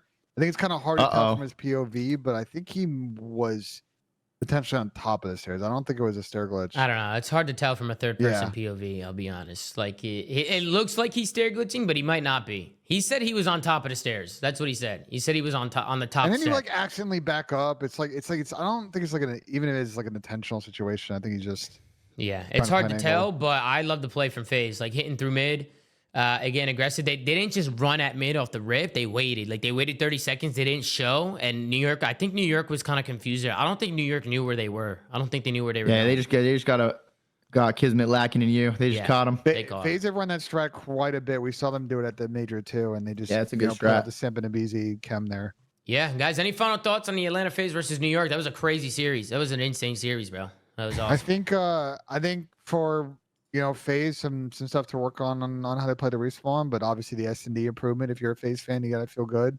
I think for New York, you probably feel like you probably should have won this one, but it's not really about these online matches. They're gonna make champs. They're gonna have a top seed. It's about can they win this match on Saturday and make a final at least this year. Overall, I think New York looked a lot better today. It was cool to see everybody kicking up and slaying against a team like Atlanta FaZe, right? It just shows that they do have the potential, right? I mean, these could guys have been a 3-0. Yeah, it could have been. This was a series. This was a series that New York probably could have won here. They probably should have won it. And Atlanta FaZe just clutching I just think, we've talked about New York. I really just think their tournaments rely on them getting hot on one day, right? Like we talked about, Optic got hot on that Sunday. Like, I feel like New York has the same potential where if they just get hot that one day and make that one run that they need to make. No, Pat? Isn't that all the top 4 teams? Yeah, I feel like there's more consistent. Like FaZe, I don't think needs to rely on getting hot to end up in a grand final. I just feel like these guys, they just need to catch fire on that one day. Yeah, no, 100%. What is this Brucey tweet? Oh, by the way, before we get into the next series, Dylan, what are your thoughts about the big Brucey tweet here? Johnny, after winning the series here, he throws up the L. And Brandon said, motherfuckers win one online match and don't know how to act. Look at this guy. Look, he's serving you guys, Dylan. Johnny said that he did that because Pred was talking shit in some S&D money aids last night. He said he was talking shit to him. So AG was the one who started it. Yeah, and then we told Johnny, like, because we were like, bro, that was way too cringe. Like, first of all, we're finding you. You're paying for the next team dinner. And then we also told him after every win now, he has to emote now. So he better be practicing. He's gonna have to practice for sure. Can I ask another question? Because I was talking to JP this morning about a weird warm-up situation today, Dylan. Can you kind of talk to people about what happened today with the warm-ups? Look at this guy. You don't want to mess with this guy. Yeah. You don't want to mess with AG. You don't want to mess with AG. Yeah. What the fuck is that weird ski mask on that dude's head? Kind of shiesty on. Nah, AG is tweaking. Yeah, that never gets old, bro. Situation today, because I know it was a little bit. Yeah, I don't know what the reason was for the warm situation, but there was just no teams. Maybe because it was a 4-match day, so the 8 teams were warming up. or 8 teams were playing. They'd only leave 4 teams to warm teams up. I don't know what happened, but no matches had to warm up today. So when I talked to JP this morning, apparently what had happened is that 2 teams were supposed to have warm up, but for whatever reason, they were unable to do so due to availability, and it was just agreed upon that no one would get any warm up. So it seems weird to me. I guess that sort of, then you could say, well, if that's not the case, then the 4th team kind of gets fucked because they don't ever get to play the maps that they're working on. But a bit of a weird one that you don't know. I mean, how often does this happen, Dylan? I mean, I don't think I've ever really seen no singular match get a warm up, but it's probably better that happens rather than certain teams getting a warm up, because like that would suck if the team you're playing against gets a warm up and then you're just sitting there cold. You never get to play your map, so you're going to play that day or shit like that. Yeah. So I mean, I think it's definitely a lot fair that no one got one. Yeah. Let's hop into the last match of the day. We got Dylan here with us. We got the Vegas Legion going up against Optic, Texas. We also got Johnny here. Boys. What's up, Johnny? What's up, man? Good win today, bro. Good win. Appreciate that. And I appreciate you hopping on the flank as well. You too, Dylan. I appreciate y'all hopping on. I got you.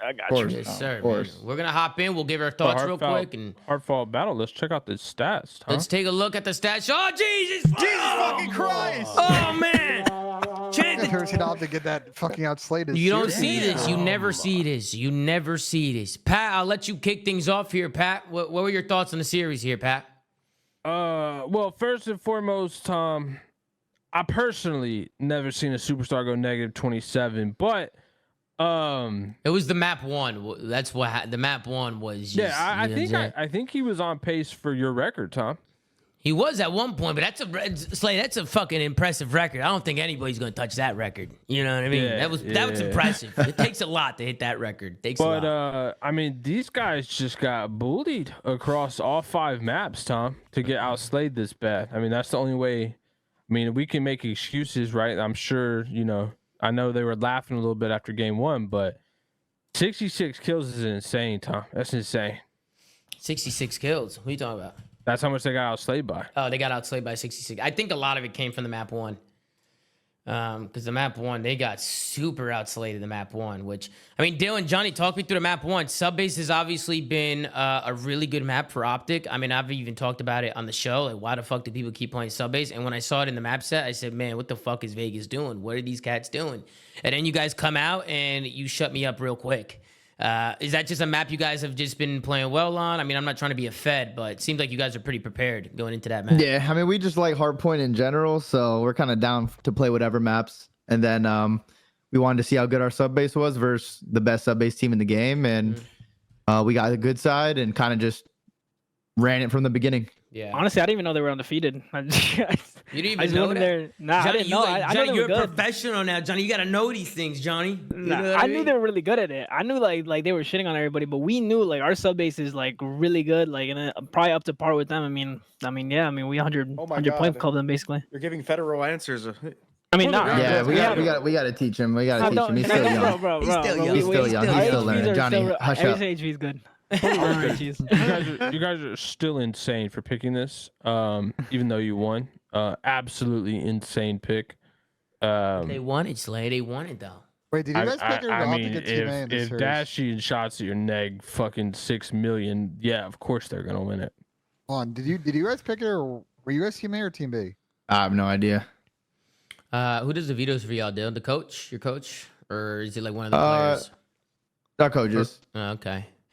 Yeah, well, it worked out for you guys. I mean, can't really say much about it now because they came out and they got the victory. But Ben, what did you think about the series, Ben? You guys were Team B, so you did not pick this. So I'll do pick sub base. Oh yeah, so yeah, we had good side. Yeah. What I thought of this series, I think it was just a sloppy day from Optic, especially in the respawns. And I think for Optic, the lack of Karachi S&D reps. We talked about this with teams, especially with their best maps. Sometimes when you don't play it for a full stage, people start to discriminate, start to get more comfortable.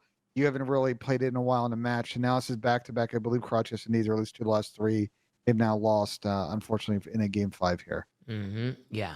Any other thoughts, Chris or Pat, before we head into some of these clips, and we could kind of pick Johnny and Dill's brain a little bit. Yeah, go ahead, Pat.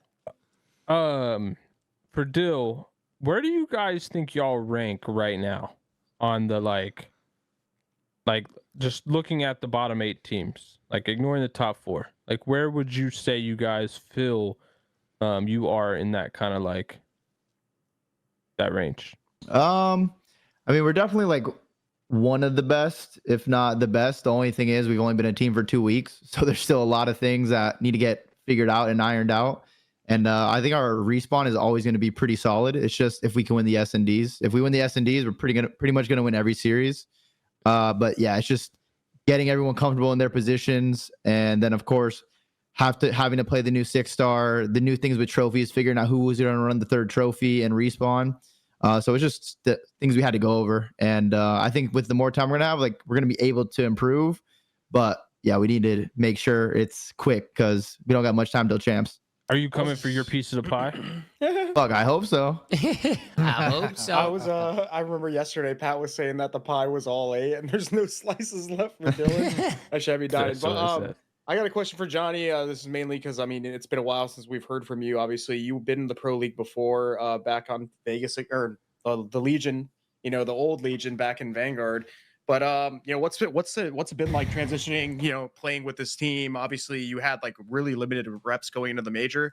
So going into like the major and then obviously coming home, like what are some things that you've like immediately like noticed from playing in the Pro League, but also just like what you need to work on as like a team, or maybe even your own game that, you know, you've been working on? I mean, to be honest, after the major, it was a big wake-up call. I mean, our coaches like put us in a hotel room, like, you know, just cheered our fucking or I don't know, just chewed our ears off in the room, and like they were telling us like if we really wanted. What with you in the room? He chewed their ears off. He's yelling at him, Slay. I knew what he they're meant. Getting the Mike Tyson treatment. So I mean, I knew it was like just for the best. Like they honestly were just telling us like, do we really want it? Like, you know what I mean? Like, and it was honestly motivational to me. And I'm guessing like the whole team too. Like I realized I gotta be grinding way more. I gotta be playing S&D8s. Gotta just really get good at respawn in general. Because I already knew my S&D was there. And something that like really helped was I feel like I play way more ratty and just like just have my position on HP is just like insane now. Like it's, well, I'm not saying like, you know, because it's only been like what 4 matches. Like from all the 4 matches, I feel like I've been getting my positioning way better. It's been way better, and I've been just working on that. So that's why my respawns have been looking way better. Nice. That's good. I want to hop into the first map here. Dylan, Johnny, you guys got into an insane lead here off the start of sub base. How were you guys able to do that? Just kind of put them in a blender or what? Yeah, I mean, it's just a good size sub base. If you get a clean first wave, they're pretty much automatically in a trap. Yeah. So that was just good. Just making sure we're controlling the spawns after that. And on sub base, they kind of have to run out into the open when you're in a head glitch. So it makes it really easy to just like lock or chain that P1 into P2. Yeah, because you guys just the start that you guys had, you couldn't have asked for a better start. You guys kind of put them in a blender, and look, they're still in the blender as they play this out. Like they're getting these back P5 spawns, and they can't really do anything about it. I was gonna do the listening, but since you guys are here, we don't really need to. You guys sounded really good in the listening, but I think the chat's gonna want to listen in, Tom. I don't know. You want to do it? I'm down. I think the chat likes to listen. Let's do that. Let's do it into the listening real quick. Here we go. Yo, I think you're long. Let's get shit. I'm on the open. Okay, you're long. Yo, I get long. What about your eyeball tunnel? Eyeball tunnel. I don't have your long. Yo, DK, you want up the street? You want up the street? Yo, P5, get out weak. Shot in front already. I'm weak. I'm pushed up right, guys. I'm pushed up right. One shot, you went long. It's like Kenny. I've already on time. I'm clearing the server. Two on time, I think. Top server, Shotzi. Top. All right, yo, one's on time, one's green. Top server. One's green. Oh, he's on the green door. Oh, top server. One shot, top server. 20, mind you. Yep. Stay alive, DK. Yeah. Good 15. Bottom on me, Shotzi. I'm pushing closet. You have to jump to me. There's two. Print on time. You're good. Just make sure we have the spawn. Left hand time. We're leaving for Kenny. I'm still missing there. He's still back server, guys. In the back, Shotzi. Nice, Kenny. There's 2 more back there. I'm one top. I'm wrapping the right. Take your time. I'm wrapping P1. Give me a sec. I'll get time. Good shit. I'm coming. I pushed too long. I'm getting inside. Almost low. Get time. I can't. I'll get time a second. I'll get time. There's 3. Nice, good shit. You shit on that guy, Dylan. Get secret if you need to. I have 3. There's 3 there. I'm getting inside. I have 3. I'm up you. I'm one shot. Dude, how are they not spawning out, bro? I was lost full. I go on. I don't know. I have all top three. I have all top three hops. Yo, He's very weak, very weak. just focus. Taking your time. Yeah, we And now they spawn out. Now they spawn. Oh, yeah. That was insane. Got me, DK. What's front? Yeah, hold on, give me a second. Give me a second. Alright, what's front hop? Front hop. Alright, go. Tiger weak, actually. Pop, down with that. Tiger weak. And there's two old. Do all hear that? Yeah, there's two on. On new weak. We're good. What is he new? He was back new. All right. Okay, saw me go left. All right, I'm going right. Sure. All right, take your time. I'm gonna. Yep. One old Fred. Yeah. Absolutely. Literally one bullet old. Fred. Can you Get him on top. Get him on top. Sure. Yeah, he probably did. I'm gonna chomp. Fred that. Top. Stash you weak. Got him. That's two. That's two. All right, let's work it. This was a good play too, Dale. You end up going back off spawn Still spawning back there. and hitting left. Back right there, Fred. I'm team back No. right. Gotta block that spawn. Spawn him out, Tom. Yeah, no, it was a good play. I'm gonna try and spawn him out right here. I killed you. Two lockers. I'm behind him. Give me a I second. got one shot locker. One spawn up. Back in two. One spawn out. Yeah. One's front. Front up. Kenny and Dashi lockers. Actually, I'm playing deep. Chelsea's in tunnel. One's underneath me. This has been abnormally long listening. They've been long, bro. We can pause it there. Dale, your IGL was great this map, bro. I was saying it during the watch party, bro. You were twisted. You were just telling people where to go, what to do. You were small talking everything you were doing, like calling spawns, blocking spawns. I mean, you were on fucking point. Johnny, I heard you as well a lot, which I think is pretty impressive considering you're new to this, right? Like usually with a lot of young players, they come in like they don't talk, like they're so quiet. Yeah, and you were talking a lot, so good shit. Yeah, I focus on my comms line like in HP. Like I try to like I know like that separates like a really like good player and just like an average player. So like I try to work on that like a lot, just like directing. No, that's good, man. You're doing a good job, brother. Keep doing that because that shit goes a long way, bro. Communication is very, very important. A lot of young players they don't communicate. I had a problem communicating when I first came in. Crowder used to fucking roast the shit out of me, bro. He used to roast the shit out of me and shit. Nah, yeah. I mean, I think I got that from like when I was 18, like in Vanguard, like from like Clay. I teamed with Clay like for a bit. Like I remember you would tell me to be more vocal, like a bit when we were teaming in challengers. So yeah.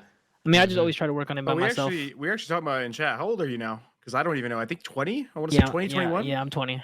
Yeah, you said 22 before. No, I said 20 or 22? 21. I did not say 22. Yeah, I knew okay. he was either 21 or under for sure. And then right here, Geo pops a 3-piece top 3, right? And then Nero gets pushed out. I mean, this is where you guys pretty much just solidify it. Like once you guys get this P4 time, I just felt like the lead was so big. You guys did a good job just closing this one out and winning this first map. So really good first map for you guys, man. You guys start off hot and you stayed ahead of rotation too, because earlier in today's show, I was watching teams not fucking rotate. So good job on just rotating. I know it's a basic thing to do, but a lot of people don't do it. People forget sometimes. People forgetting, man. They forget, bro. Gotta stay ahead. Yep. Then we head over to the S&D. First round, nice little Vegas retake here. Optic, Texas, they end up going to this B-bomb site deal. You end up picking Kenny on the pinch here, which I thought was big. Once you kill Kenny, kind of opens things up. Because if you don't kill him, and if he kills you, then Kenny can like pinch mid. He can go back. You're not gonna know where he's at, right? So it's like big win there from Dylan on the pinch, and that pretty much opens up the site. Kind of forces Optic to push forward here because now their back is exposed. I got crazy timing here on shots. I don't know. I think he was re-hit Ven or something, but he wasn't on my screen for a sec, and he didn't see me, but I just killed him. Yeah, I seen that. You went behind the wall. Oh, I just went out for a second. That was insane timing. You were looking at it. You were looking at Ven, and you went behind the wall, and that was pretty crazy timing right there. It's honestly not that bad of a play from Ant to try and re-wrap it. I actually thought that was a good try from Ant to try and re-wrap right there. But good retake from Vegas. Dill wins a big fight there, and they were able to break on in.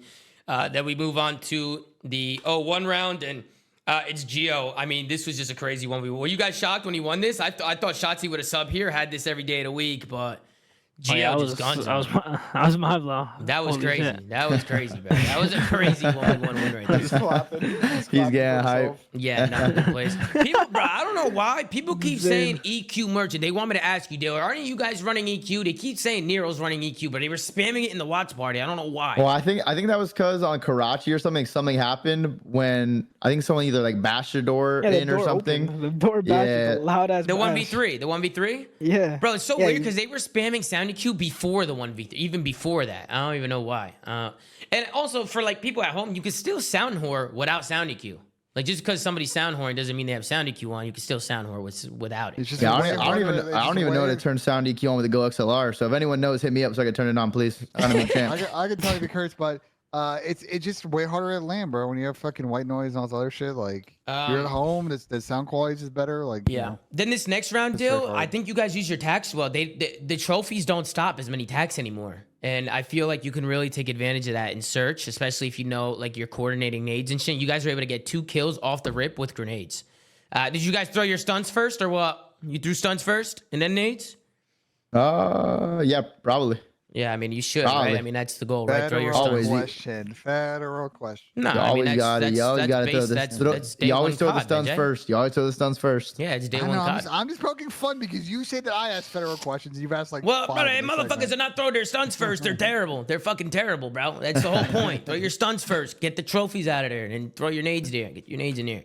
Then we get into the next round, and this is actually a 3v4 from Optic here. Kenny makes a really good play here on the pinch. He was able to put some shots down into Nero. Johnny, you chow. You get pooped on there, Johnny. You get pooped on. Johnny chow Crack, there. man. And then Kenny cracked. Yeah, definitely a little crack there. That's how we're hitting the pinch. All right, we're gonna have to rework that. Hold up.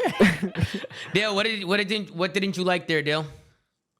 Again, everyone jumping onto the open and getting shot at. Yeah, no, they were hustling on the pinch, bro. And then Dashy hits. He's got the head glitch here. Bruce, he's not gonna miss those. Good plays coming in from Big Bruce as he's able to close out that round. Good 3v4 coming in from Optic there.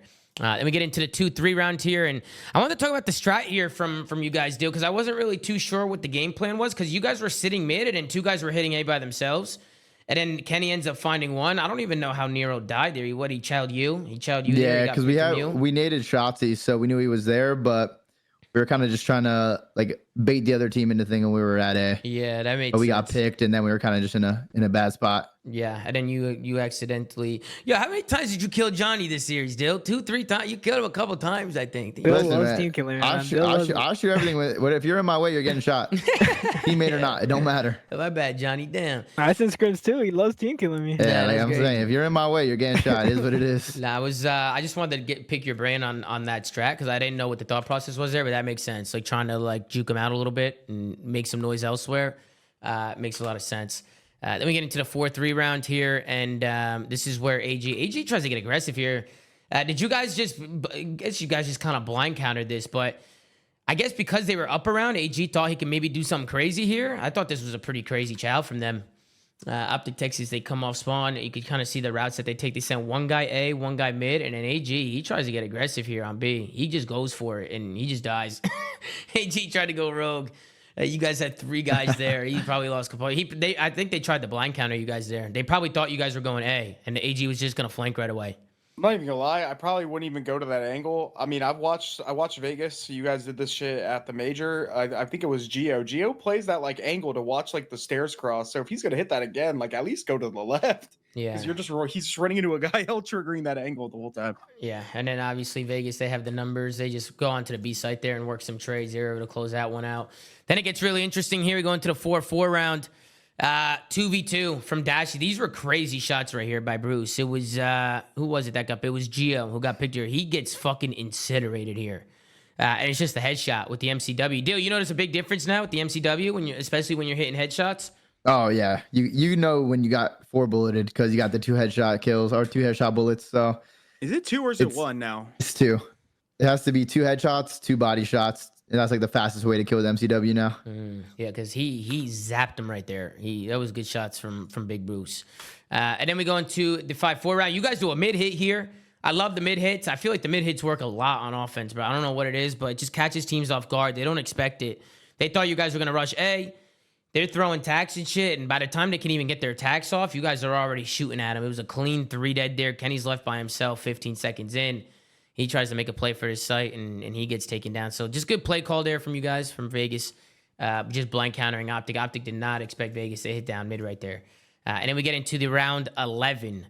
The round 11 is where Dashy, he ends up 2-piecing. What happened here, Dill and Johnny? What's going on here, guys?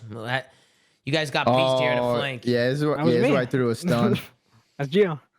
Yeah, I mean, as a have, team, you know, I'm just asking as a team. if I have my gun up right here and we trade this is doable. But yeah, I threw a stun and hit off the back of Gio's head. And Bro, then, did you see yeah. the timings on this round, by the way, with Kenny? Have you guys seen this? Have you guys watched back and seen this shit? Nah, I watched it. That was insane. Yeah, look Wow. at the timings here. Look, you guys 2 hit left side B, then you 2 hit middle, right? Kenny's like, look at this.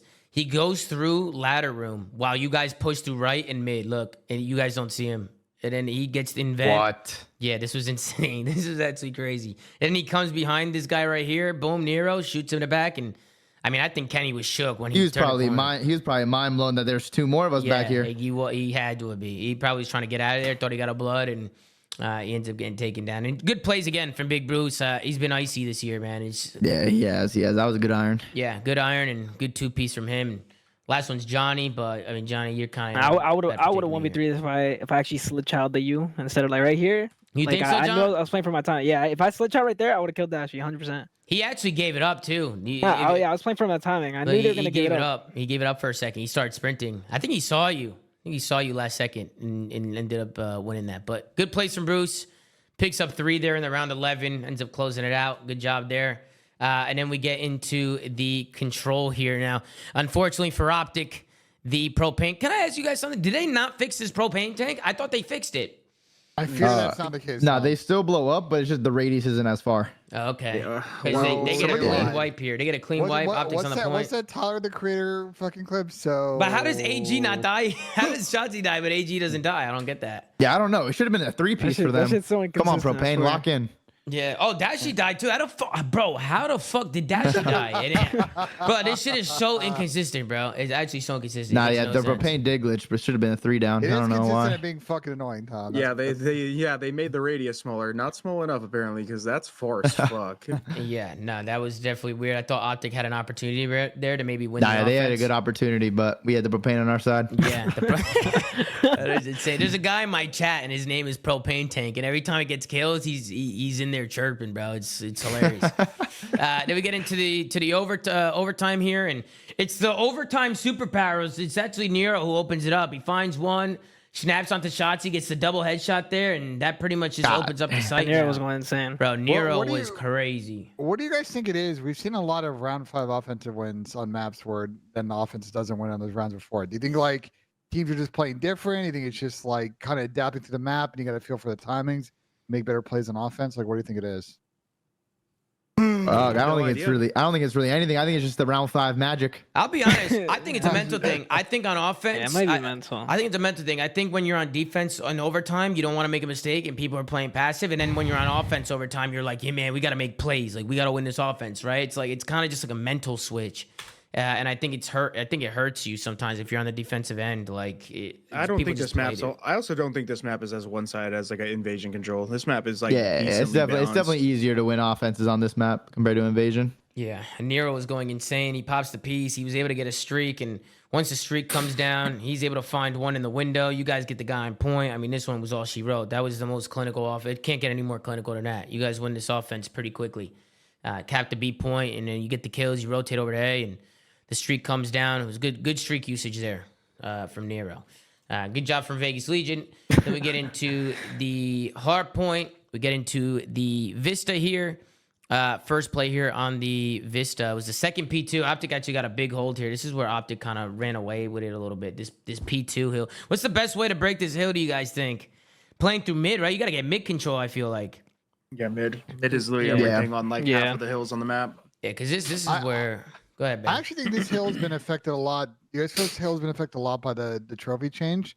Because people are getting on this hill, like in the flood situation, they're just getting absolutely just like a million nades thrown at them, and they can't do anything about it because either don't have a trophy yet or the trophy that was there is blown up. Yeah. Mm-hmm. Yeah, just a good hold from Optic. Vegas was trying to get in. You guys are trying to get in here, but Optic had a good setup here, and they had a really When someone's on those steps, like it's so hard to go to the cafe P1 area because they just have a god heady on you. Yeah, no, 100%. And then we had an Optic listening, but it's been a pretty long show, so we'll just keep it fucking pushing. Then we get into the next one. This is we get towards the end of the game here, over towards the P5. And then this is where the last P5 and the P1 here, this just got mixy as fuck. Where do you guys think it went wrong here? I think just Dashy and Kenny went big here. I think once Dashy pops that 2-piece there, It kind of gave him the control that they needed. And he stays alive here too. You guys are trying to kill him. You're trying to get in there, but the crossfires come in and you couldn't kill him. You couldn't trade him out. And Dashy and Kenny just go big here. Brucey continues on a spree. Dashy's on a 6 streak here.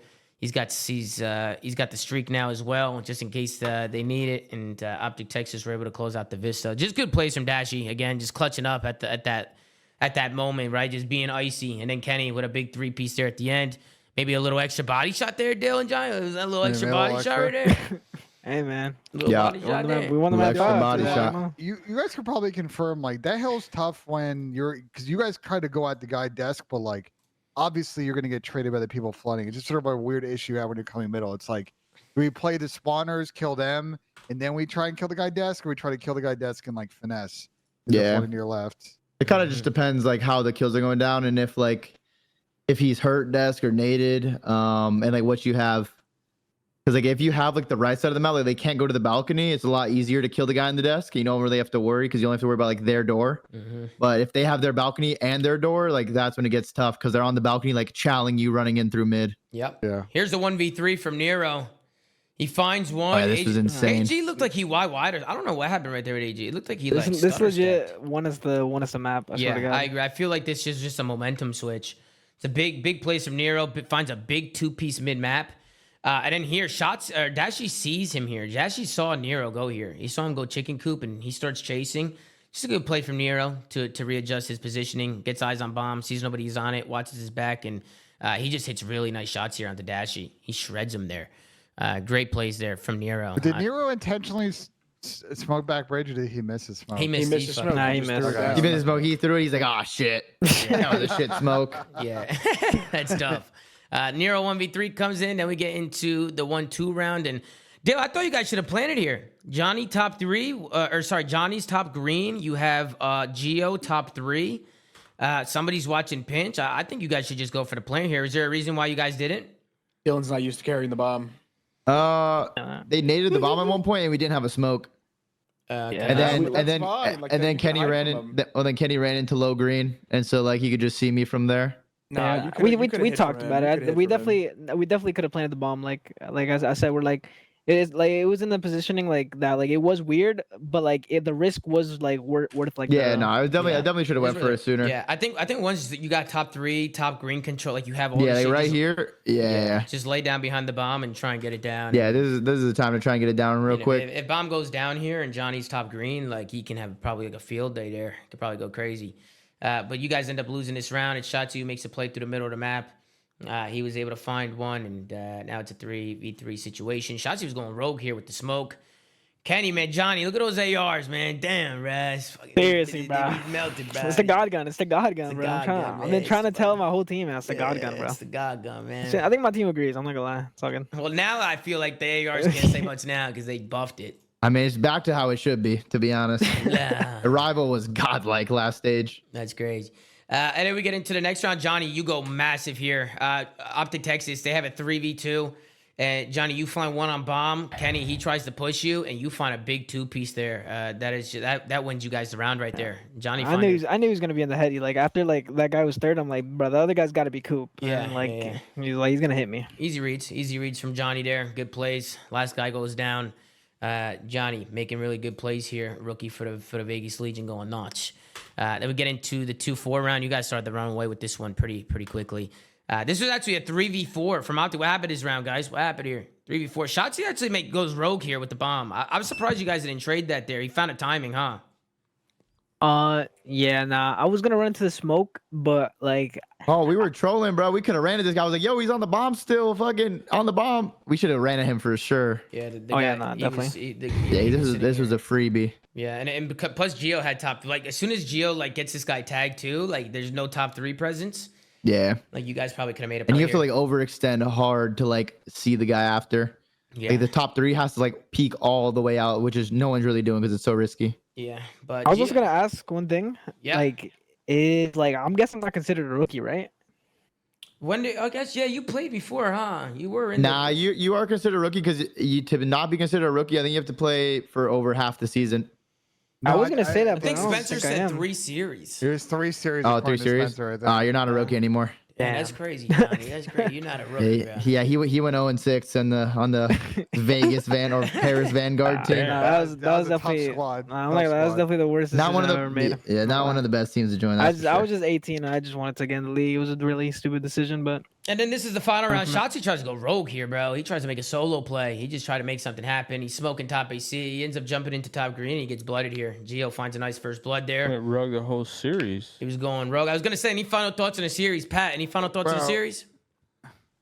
I mean, like, look, Dylan, Johnny, like, I like you guys. This was unacceptable at Optic. These are our defending champions, and you guys made light work of them.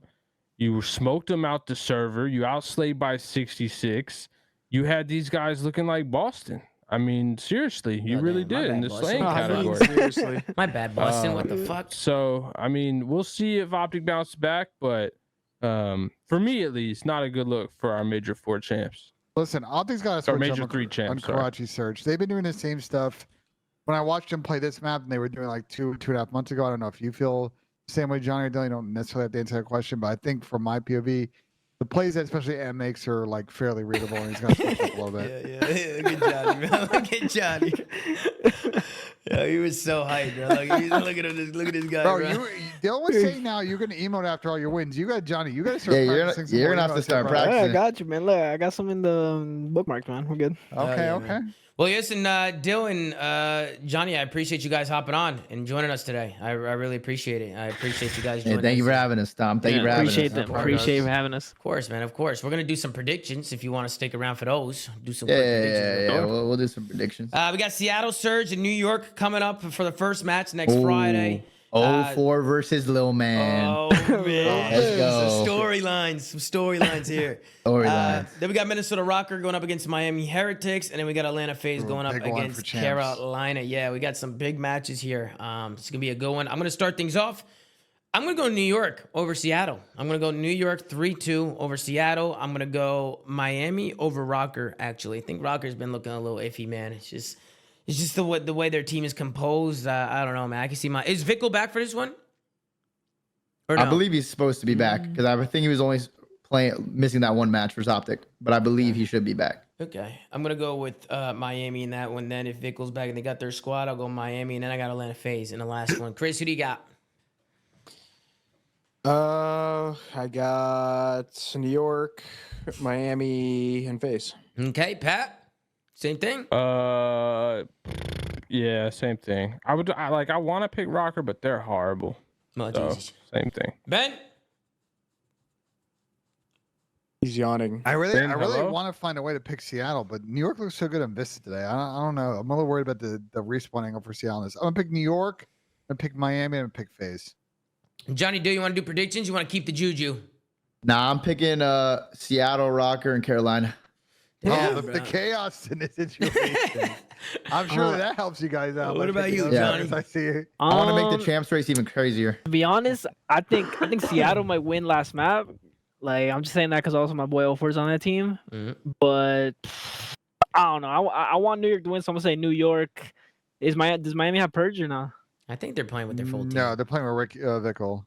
I'm gonna say Miami, and then FaZe. Okay, sounds good. Tom, can you say real quick? Can you pull up the CDL standings? We should start doing that after every week. Because I want people to understand how crazy this race is right now. Like it is like 20 points separating like 6 or 7 Look teams. at that production. Love that from you, Tom. Look at this. I mean, look at this shit. Like obviously 1 through 3 is pretty locked as far as those are gonna be teams fighting for the top 3 seats. It's 5 teams fighting for 2 spots. Yeah, but you see like between LAG and even like Seattle, that's 30 points separating. No, it's more than that. It's Miami through LAG fighting for 7-8. I mean, but Seattle can go winless and they wouldn't make champs. Nah, look, man, I'm tired of your math situations. We know what's going to happen. Seattle and Thieves are going to get 5th, 6th, and then it's 5 teams fighting for 7-8. I mean, Thieves haven't been the most reliable team in land. That's all I'm saying. Listen, it is close, bro. They don't have a big jump. Like from the 11th place team to the 5th place team, it's a 30-point jump. So it's not too crazy. The thing is, I think we'll see, like, we're going to see next week, like, these teams will beat each other. And that's, like, the gap will get bigger by default. Yeah. Like, I see Surge beating every team below them. I'm very concerned about Carolina. I think they really wasted this week. This is an opportunity for them to stay in the don't top say 8. And I that. think they Don't wasted say the that. fuck out of They it. wasted their season by not making more roster changes. That's what happened. Oh, geez. I mean, I think Clay and Phil aren't playing too bad right now. They just need Gwen to step up. Pack a bunch.